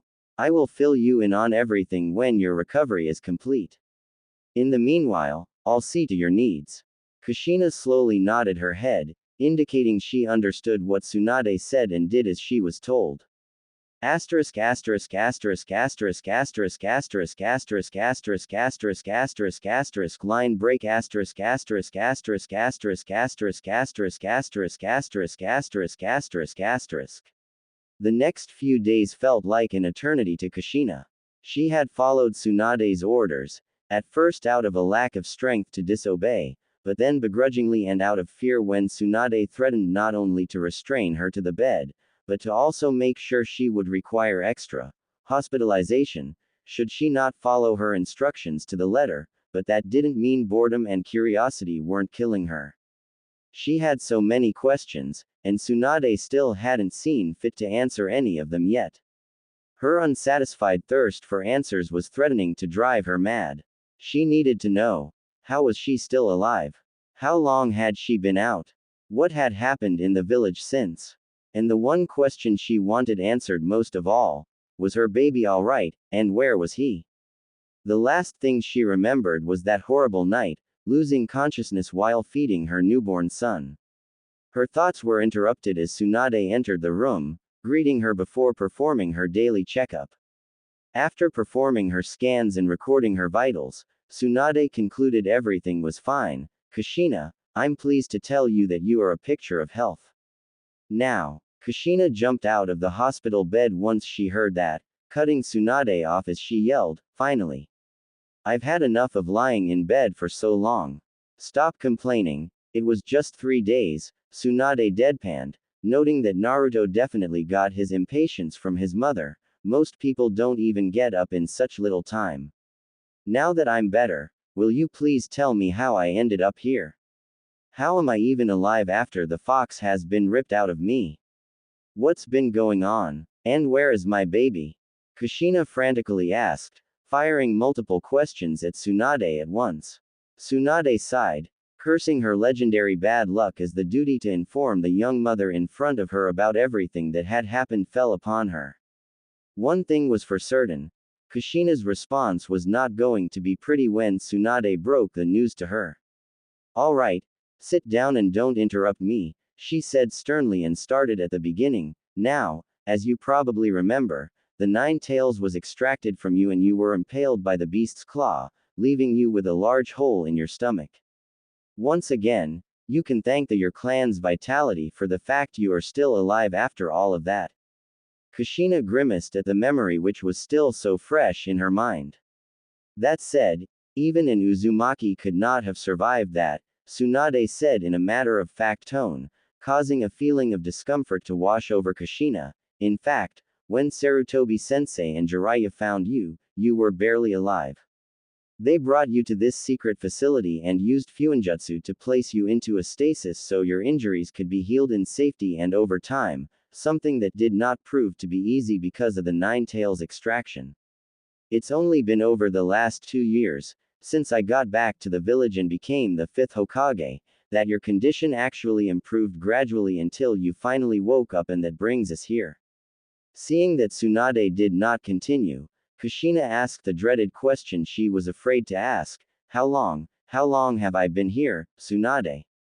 Tsunade took a deep breath before dropping the bomb, over 15 years. She winced at seeing the look of utter horror on Kushina's face. Nothing could have prepared the poor woman for this.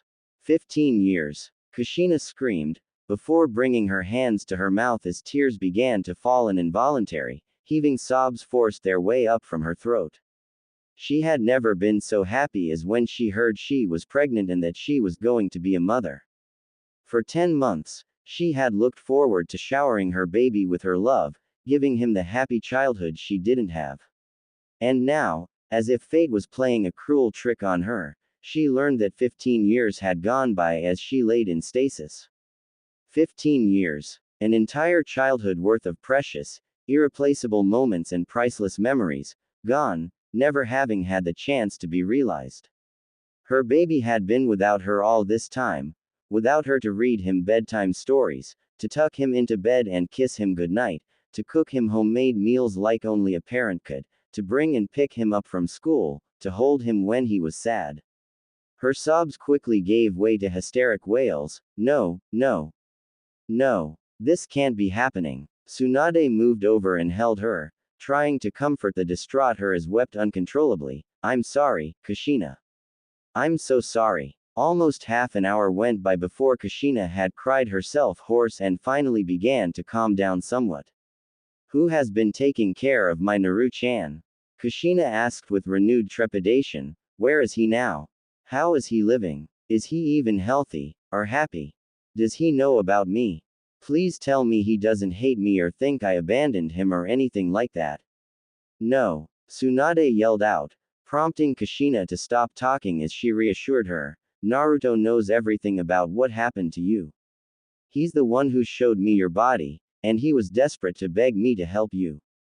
His exact words were, I just want my mom. Kushina breathed a sigh of near ecstatic relief upon hearing that her son wanted her in his life that badly. She couldn't help the relieved smile that crossed her face, though her tears never stopped flowing. Now, Kushina, Tsunade began anew, once again garnering the redhead's attention. Let me finish telling you the rest, okay? Kushina, noting the apologetic frown on Tsunade's face, asked with trepidation, I'm not going to like this, am I? The look on Tsunade's face confirmed her fears, and Tsunade began to recount what she knew of how Naruto had been living. She told her how the village had treated him as a social pariah because they only saw him as the Nine Tails itself. She explained how as a result of that, he grew up lonely with nobody to take care of him despite Hirazen's efforts, along with how Jiraiya was kept away from Konoha, unable to take care of her son. For Kushina, it was like someone hit her in the face with a sledgehammer. Not only had her little maelstrom been bereft of his mother during his childhood, when he needed her the most, but he was lonely and unhappy too. And worst of all, it was all because of the village that she had come to call her home and because of her former husband's naivety to trust the villagers, for which he sacrificed himself and condemned their son to treat him a hero. Wiping her last tears away, a look of determination suddenly crossed over her face.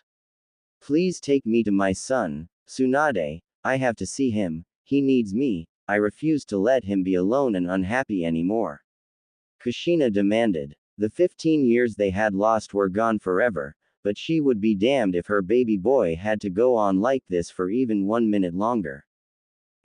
About that, Naruto is out of the village, on a training trip with Jiraiya. They will be back in a month though, Tsunade told her. In the meantime, why don't you settle in your house again so that Naruto can move in right away with you when he's back? I'm sure it'll need some cleaning up and that Naruto's room needs refurnishing. Yes, I guess you're right. Maybe that will keep my busy while I'm waiting for my son.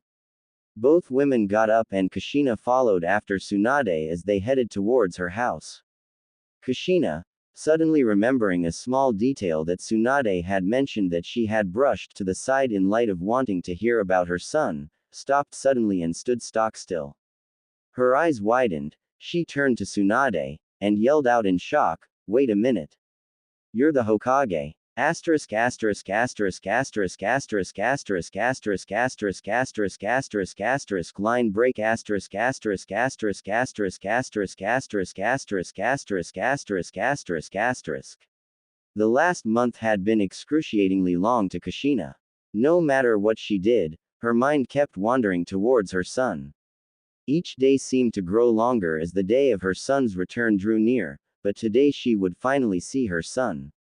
It was a very excited Kushina Uzumaki who was bouncing on her feet in eager anticipation as she waited with Tsunade in her office, cloaked under the transparent escape jutsu to surprise Naruto as they had planned.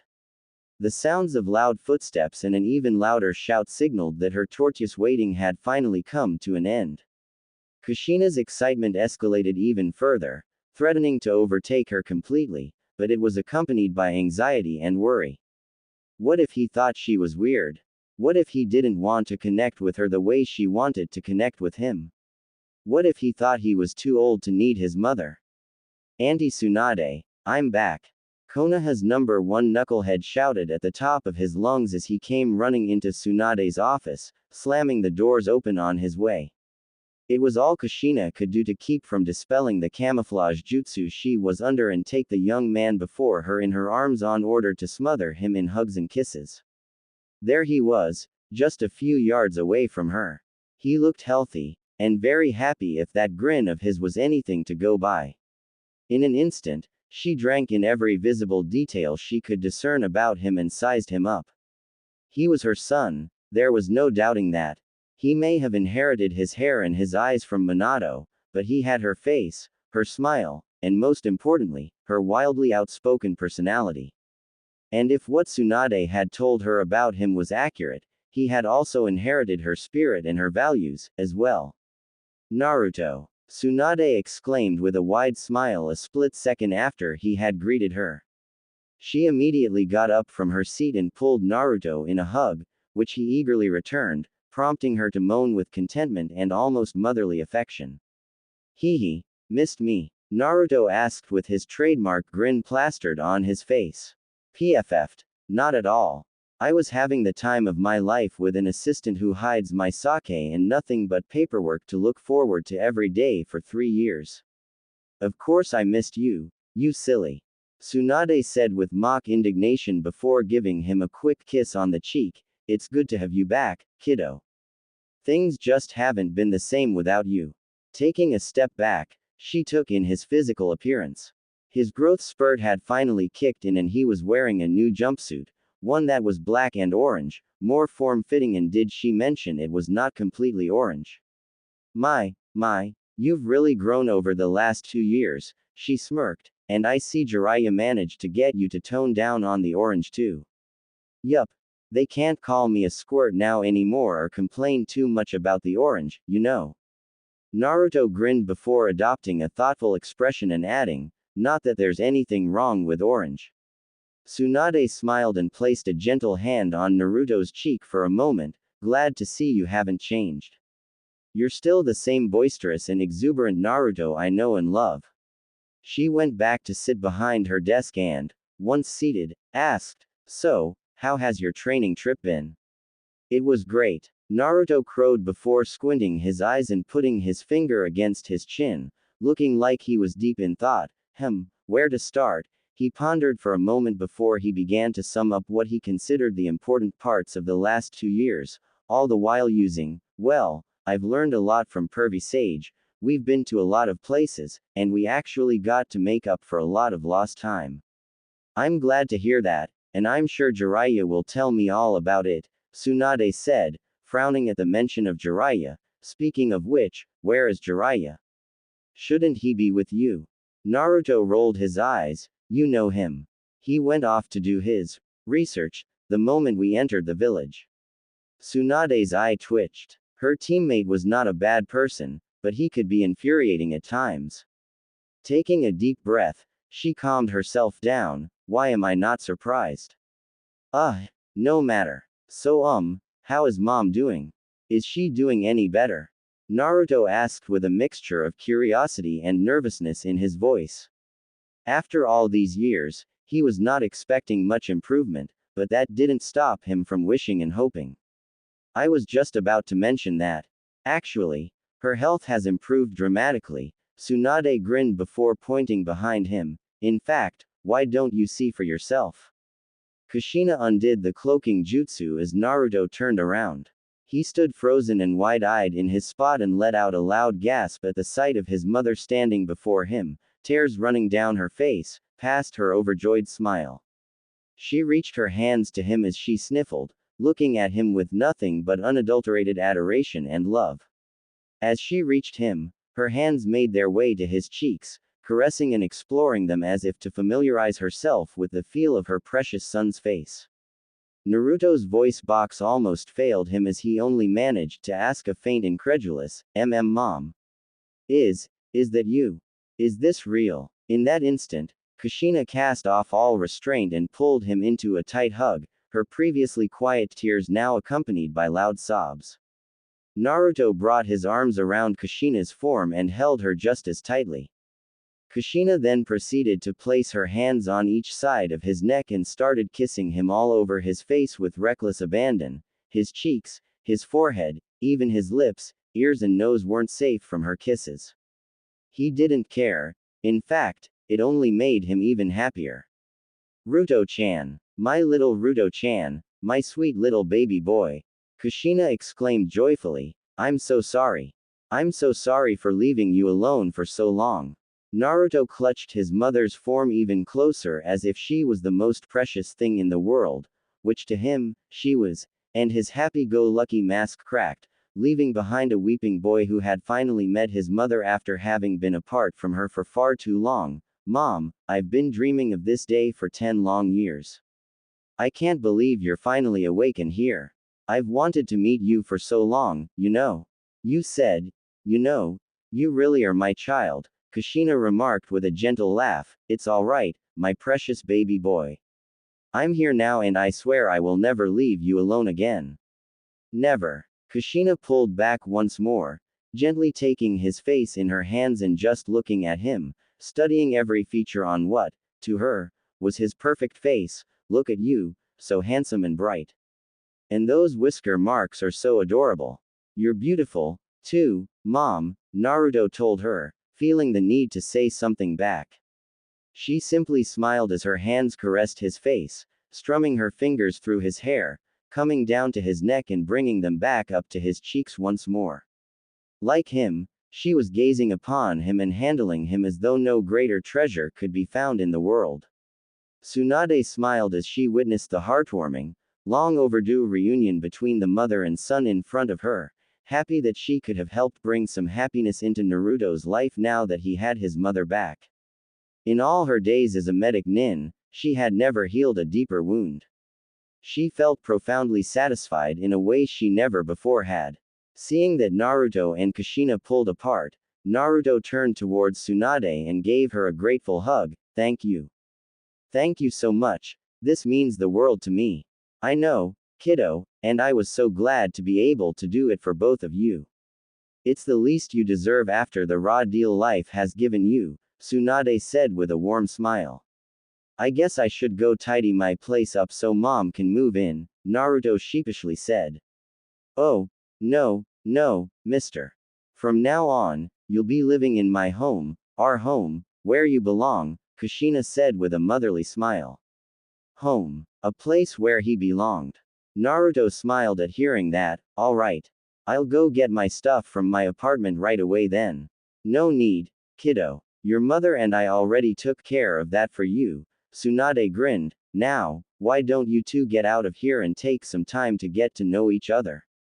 Naruto, I'm granting you 2 weeks of leave so you can bond with your mother. I'll speak with Jiraiya so he can fill me in on the details of your training trip. You two deserve to spend some time together after so long. We will. Kami knows how much catching up we have to do. Thank you for everything, Tsunade, Kushina said before turning towards Naruto. Sweetheart, let's go home. There's so much we have to talk about and do together. Tsunade looked on as the pair of them left her office and headed home. She stood up and also left her office with an evil grin as she went to retrieve Jiraiya herself. She could have sent a shinobi to retrieve Jiraiya, but it would be so much more intimidating if she caught him red-handed as he was doing his research, after all. Asterisk asterisk asterisk asterisk asterisk asterisk asterisk asterisk asterisk asterisk asterisk line break asterisk asterisk asterisk asterisk asterisk asterisk asterisk asterisk asterisk asterisk asterisk. Naruto had quickly taken a shine to his new home. To say it was an improvement compared to his apartment would be an understatement. While Kushina went to prepare dinner, Naruto took a shower as he was still somewhat sweaty, not having had the time to freshen up that day. Kushina had just finished preparing dinner. This would be the first time her son would have a home-cooked meal and as such, she had made yakisoba. As she covered the table, Naruto came downstairs, having finished his shower and took a place that Kushina indicated at the table. He took in the scent of the food before quickly taking a bite. This is delicious, Mom. Naruto beamed with his mouth still full. Kushina giggled at her son's antics. He was just as impatient as she was. I'm glad you think so, although you really shouldn't talk with your mouth full. Naruto looked a little bit sheepish at that as he scratched the back of his head. Hee, sorry, it was just so good, I couldn't help myself. Kushina assured him she understood and the two of them ate their meal. Once they finished eating, there was a moment of silence until Naruto broke the ice. So, what exactly are we supposed to do? What do you mean, sweetheart? Kushina asked, looking confused. Well, I don't really know how people in families are supposed to be, you know. How are we supposed to talk to each other, or act around each other? What kinds of things should we talk about and what kinds of things should we not talk about? It's just, I don't really know what to do, Naruto said, speaking faster and more confused with each question, clearly belying just how lost he felt. Understanding dawned upon Kushina and she gave him a reassuring smile. Naruto-kun, this is just as new to me as it is to you. I mean, don't get me wrong, I've been part of a family, but I've never been a mother before. I woke up last month expecting to be given a baby boy to nurse only to find out that my baby boy is almost 16 years old, now. Sweetheart, there's no manual for how to be a family. Every family is different, they figure it out and go with whatever works for them, she said before taking one of Naruto's hands in hers and laying her other hand tenderly on his face. And that's what we'll do. We'll figure out how to do this together, and we'll support each other as we learn. We'll laugh together, we'll cry together, we'll even fight with each other from time to time and make up afterwards. But what's most important is that we'll be close, we'll stay close, we'll draw even closer, and we'll grow and learn how to be our own family, together. Unused to such intimate contact from a person he did not have to win over, caused a faint blush to appear on Naruto's face. Naruto began to smile, his unease put to rest. Yeah. I can do that. Thanks, Mom. Over the next few hours, he and his mother began getting to know each other. It was somewhat awkward as neither knew where to begin, so they did it in a way they were familiar with, sharing their likes, dislikes, hobbies, and dreams. From there on, the ball simply rolled. Grandpa Hiruzen had told him he really took after his mother, but he never imagined they were so much alike. Kushina was also struck by how much Naruto took after her. The shape of his face aside, he looked much like Minato, but his personality was so much like hers, just like Tsunade had told her.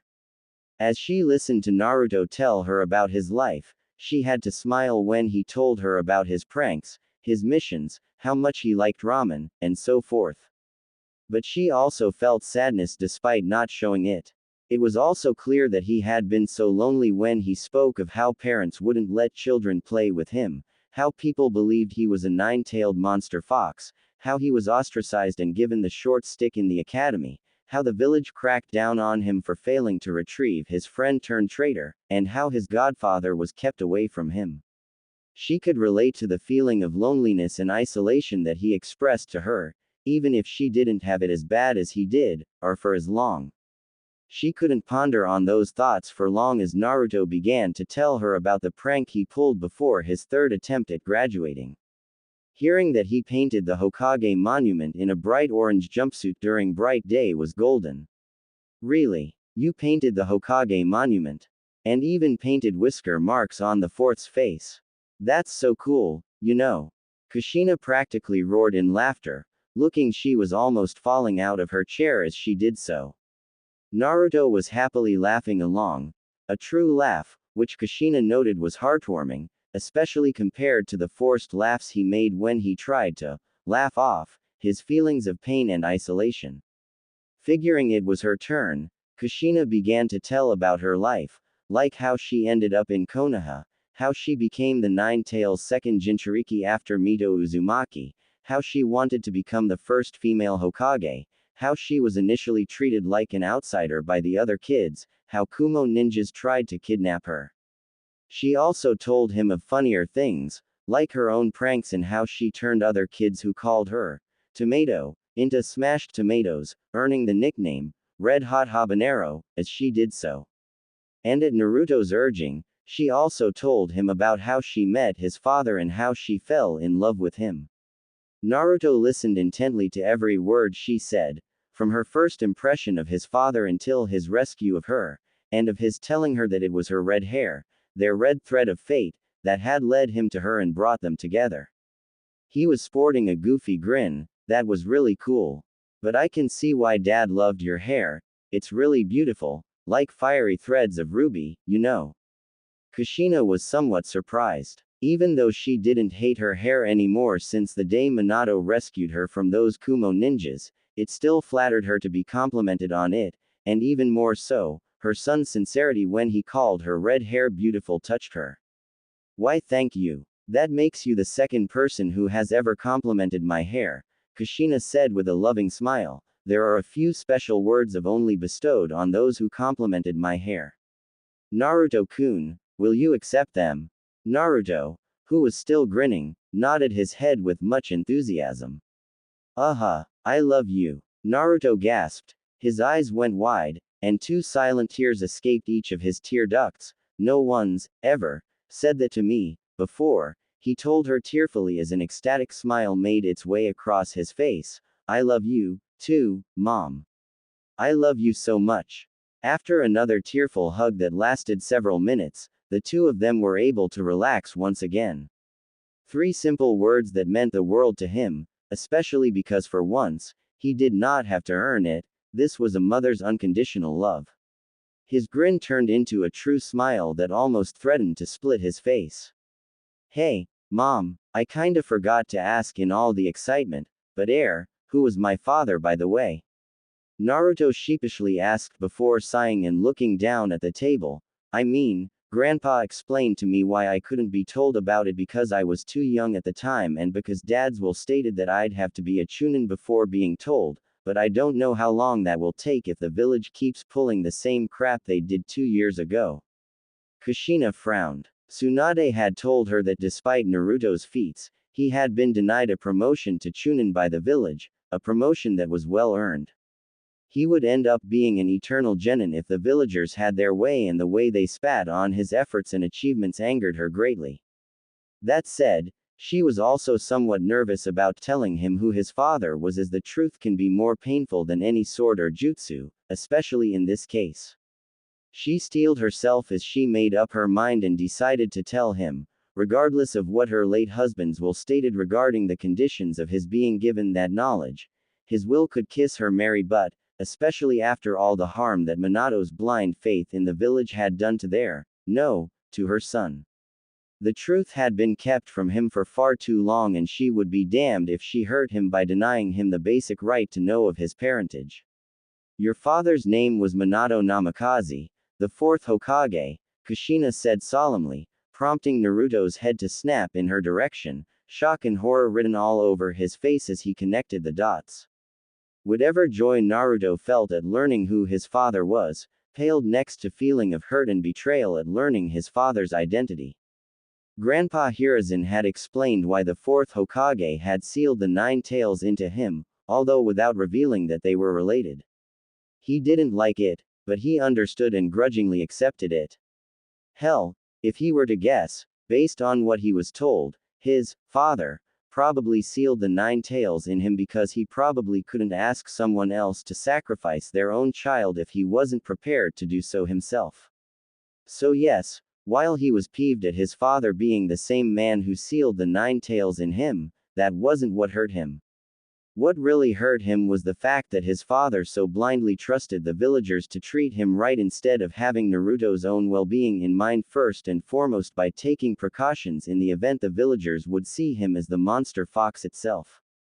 His body trembled and tears began to well up in his eyes, which were quickly followed by sobs. Kushina quickly moved over to hold him to her as he wept, trying to comfort him. I'm so sorry, honey. I can only imagine how much you're hurting right now and how betrayed you must feel, but I can promise you one thing. I'm here now, and I won't ever leave you or hurt you. And I never go back on my word. The Uzumaki duo remained like that for another 15 minutes before Naruto's tears finally subsided. Kushina looked at her son with profound sadness as she cursed her late husband's foolishness. Minato, you idiot, look at what you have done to our boy. Asterisk asterisk asterisk asterisk asterisk asterisk asterisk asterisk asterisk asterisk asterisk line break asterisk asterisk asterisk asterisk asterisk asterisk asterisk asterisk asterisk asterisk asterisk. As her son had just went out training with his team, Kushina busied herself with the household chores. She was doing the laundry until the doorbell rang and a familiar voice shouted, "Rise and shine, Naruto," prompting her to go to the door, wondering who it was. When she opened the door, she saw it was Jiraiya, looking like he had seen a ghost. Kushina, is that really you? Jiraiya stammered in bewilderment and rubbed his eyes to make sure he wasn't imagining things. Surely Tsunade would have told him if she had managed to fix Kushina up. Then again, she might not, considering how pissed she was when she caught him doing his research. You bet it is. It's good to see you again, Jiraiya. Kushina greeted him with a warm smile of her own, giving the man who was practically family a hug, which he was content to return. Still scarcely able to believe it, Jiraiya asked, "How? When? Come on in. I'll tell you over some tea. We got so much to talk about," Kushina said excitedly, practically dragging the toad sage with her. Jiraiya took place at the table as she served him a cup of tea. Helping herself to some tea, she sat down next to Jiraiya. "So, how are you doing?" Kushina asked awkwardly, not really knowing where to begin. "Hey, I can't really complain, I'm doing quite good actually. I got back from a fruitful training trip with your little knucklehead and the ladies still swooned before the gallant Jiraiya. And I just found out you are up and running," Jiraiya told her. "I mean, don't take this wrong, but after so long, it's almost too much to take in." "Yeah, I get that, considering how hopeless things looked," Kushina said, looking slightly downcast at the memory of the years she had lost in stasis and coma. "Well, You're back again and that's what matters, Jiraiya said and put a hand on her shoulder as he tried to console her slightly. Seeing Kushina pushing the sad expression on her face, he informed her in a more serious tone, Kushina, there are some other things I need to discuss with you. What is it? Kushina asked, wondering what bothered the Toad Sage. This is awkward, but I was supposed to take care of Naruto, being his godfather and everything, and I tried to, but well, things didn't go as planned, so I was not there during the boy's childhood because of, Jiraiya awkwardly babbled, fidgeting as his voice became smaller, as if he expected an unpleasant reaction from Kushina. Jiraiya, Kushina said, interrupting Jiraiya and assured him she was not angry with him, Tsunade already told me everything. I know it's not your fault and you tried your best. I'm not angry with you. If anyone's fault, it's that one-eyed war hawk's. Jiraiya let out an elated sigh of relief and scratched the back of his head. Phew, and here I was afraid for a moment you'd blow up on me, hehe. I'm not that bad. Kushina frowned, and relented when she saw Jiraiya deadpan. Okay, I've got a temper, but still.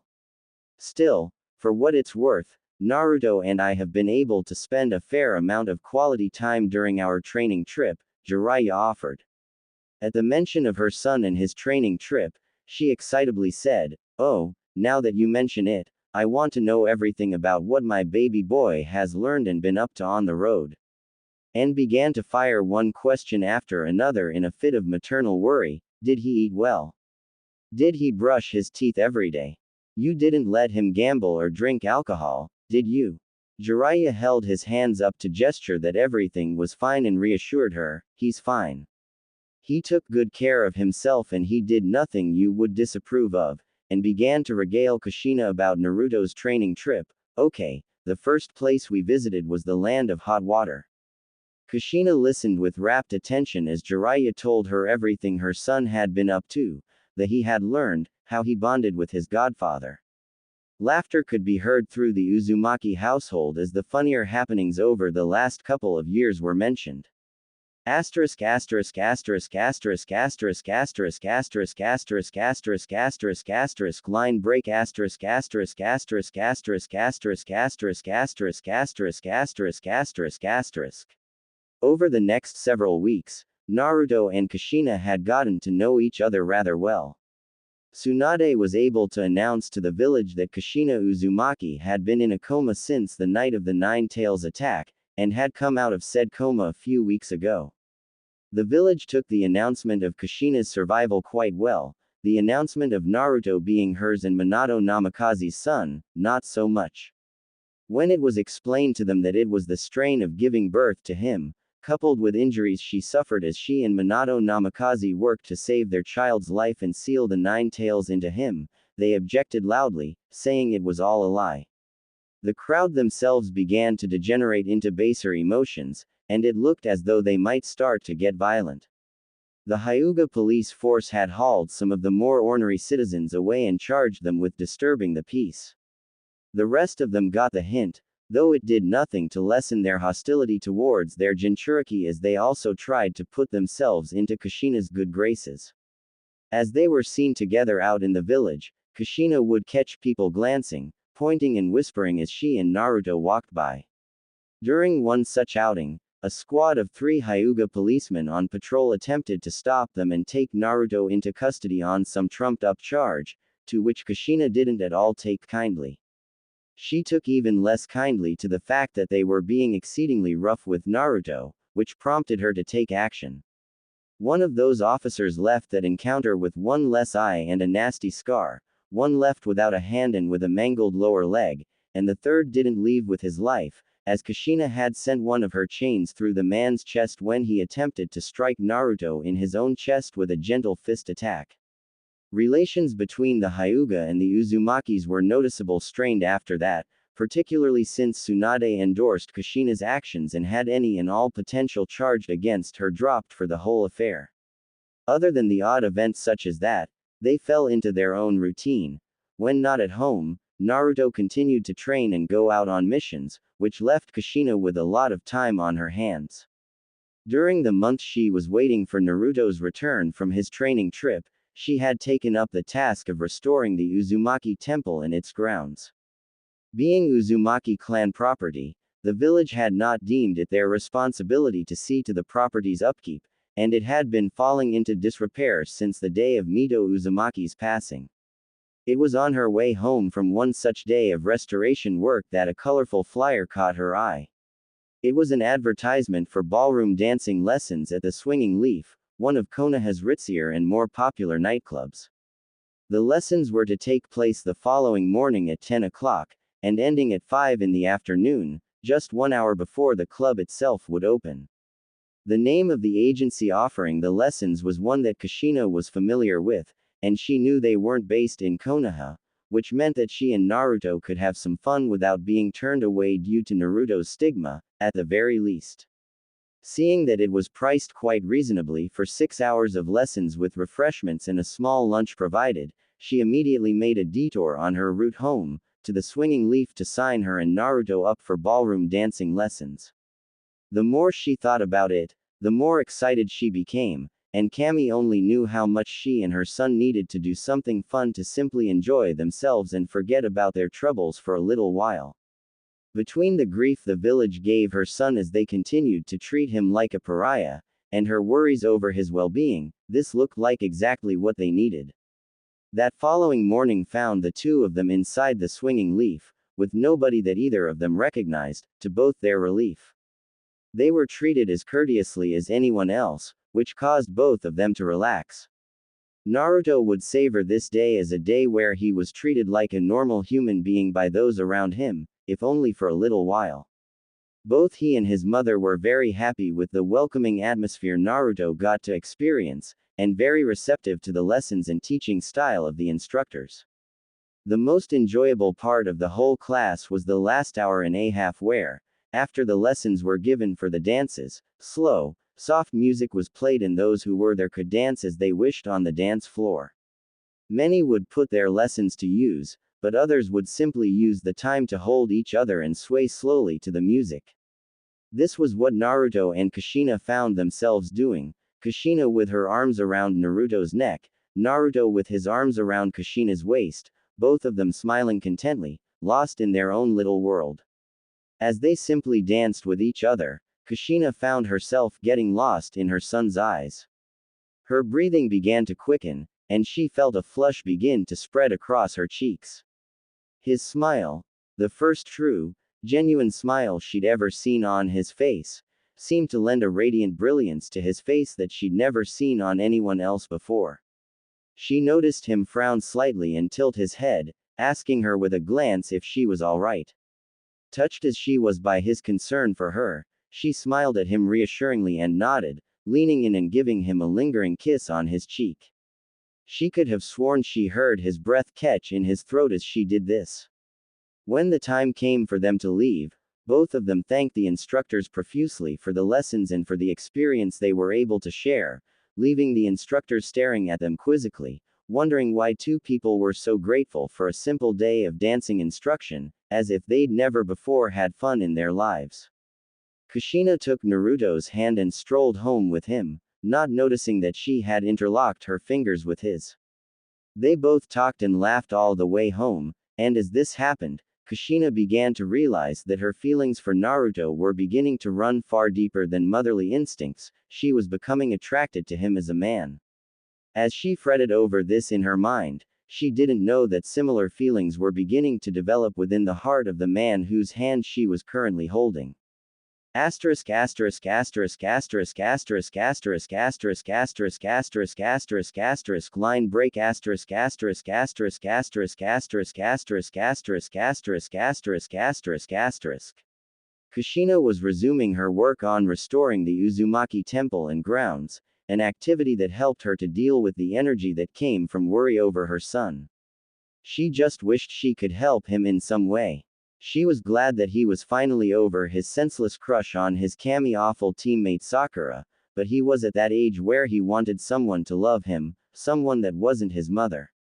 It worried her that while it was no secret that many women were physically attracted to him, she blushed slightly as she thought of him training without a shirt on, none of them wanted anything lasting with him for what she deemed to be good and right reasons. Some of Naruto's female peers and even some among the 20-somethings in the village talked about how they wouldn't mind going a round or two with him in the sheets, but they certainly wouldn't want to be seen with him in public. Remembering that made her grit her teeth. There was that Hinata Hyuga girl, who seemed to have taken a liking to him, but she would never put Naruto's interests before those of her clan or her father, and they absolutely did not have Naruto's best interests at heart. Not at all. But other than that, it was the usual disdain, hatred, coldness. Naruto was a social pariah. And he absolutely did not deserve to be. He was the only reason those filthy, selfish, ungrateful people were still alive today. It was only his will that kept the Nine Tails locked away and unable to escape to annihilate them all and vaporize the village. She sometimes wondered why Minato even bothered to save the village at all. He really had been so naive. And it was Naruto who was paying the price for that naivety now. She was grateful her husband was dead, because if he was still alive, there was no way she could have forgiven him for what Naruto had been through. It certainly helped her to let any lingering feelings of spousal love die along with him. But therein lay the problem. She was now attracted to her son, in a way that she knew she shouldn't be. Granted, since she had been comatose for his entire childhood, they never got the chance to forge a proper mother-son bond, and they were doing the best they can to do that. They both loved each other deeply, but it couldn't be defined as a love between a mother and her son. She really didn't know how it was for him, but for her, his resemblance to Minato made it easy for her to become drawn to him. The first time they had met was as adults, so their relationship was more like siblings or close friends with a bit of mother-son thrown in, and on her side at least, there was a definite romantic aspect to it, and that romantic aspect was growing. While she knew it was Naruto's similarities to his father that initially attracted her, it was the differences that caused those feelings to deepen. It made her smile yet frightened her at the same time. Even though incest was practiced in clans, usually between siblings and cousins, so as to keep their bloodlines intact, there was no way that Konoha would condone her and Naruto together. What truly angered her, though, was that it had nothing to do with their being mother and child, except to those who truly cared about both of them. No, the truth would be that to Konoha, she was the revered widow of the great fourth Hokage, while Naruto was the village pariah and scapegoat, and in their minds, Naruto had no right to sully Lady Namikaze's good name and reputation with his advances or his presence. Hell, they said things like that right now. And it disgusted her. While the fear of Naruto coming to harm over such a relationship was certainly real enough, her biggest fear was that Naruto would be as disgusted with her as she was with the villagers if she was to reveal to him her feelings. There was also the fear that if things went bad, she would lose her son forever. And she still loved him as his mother, that she simply couldn't help and it would never change.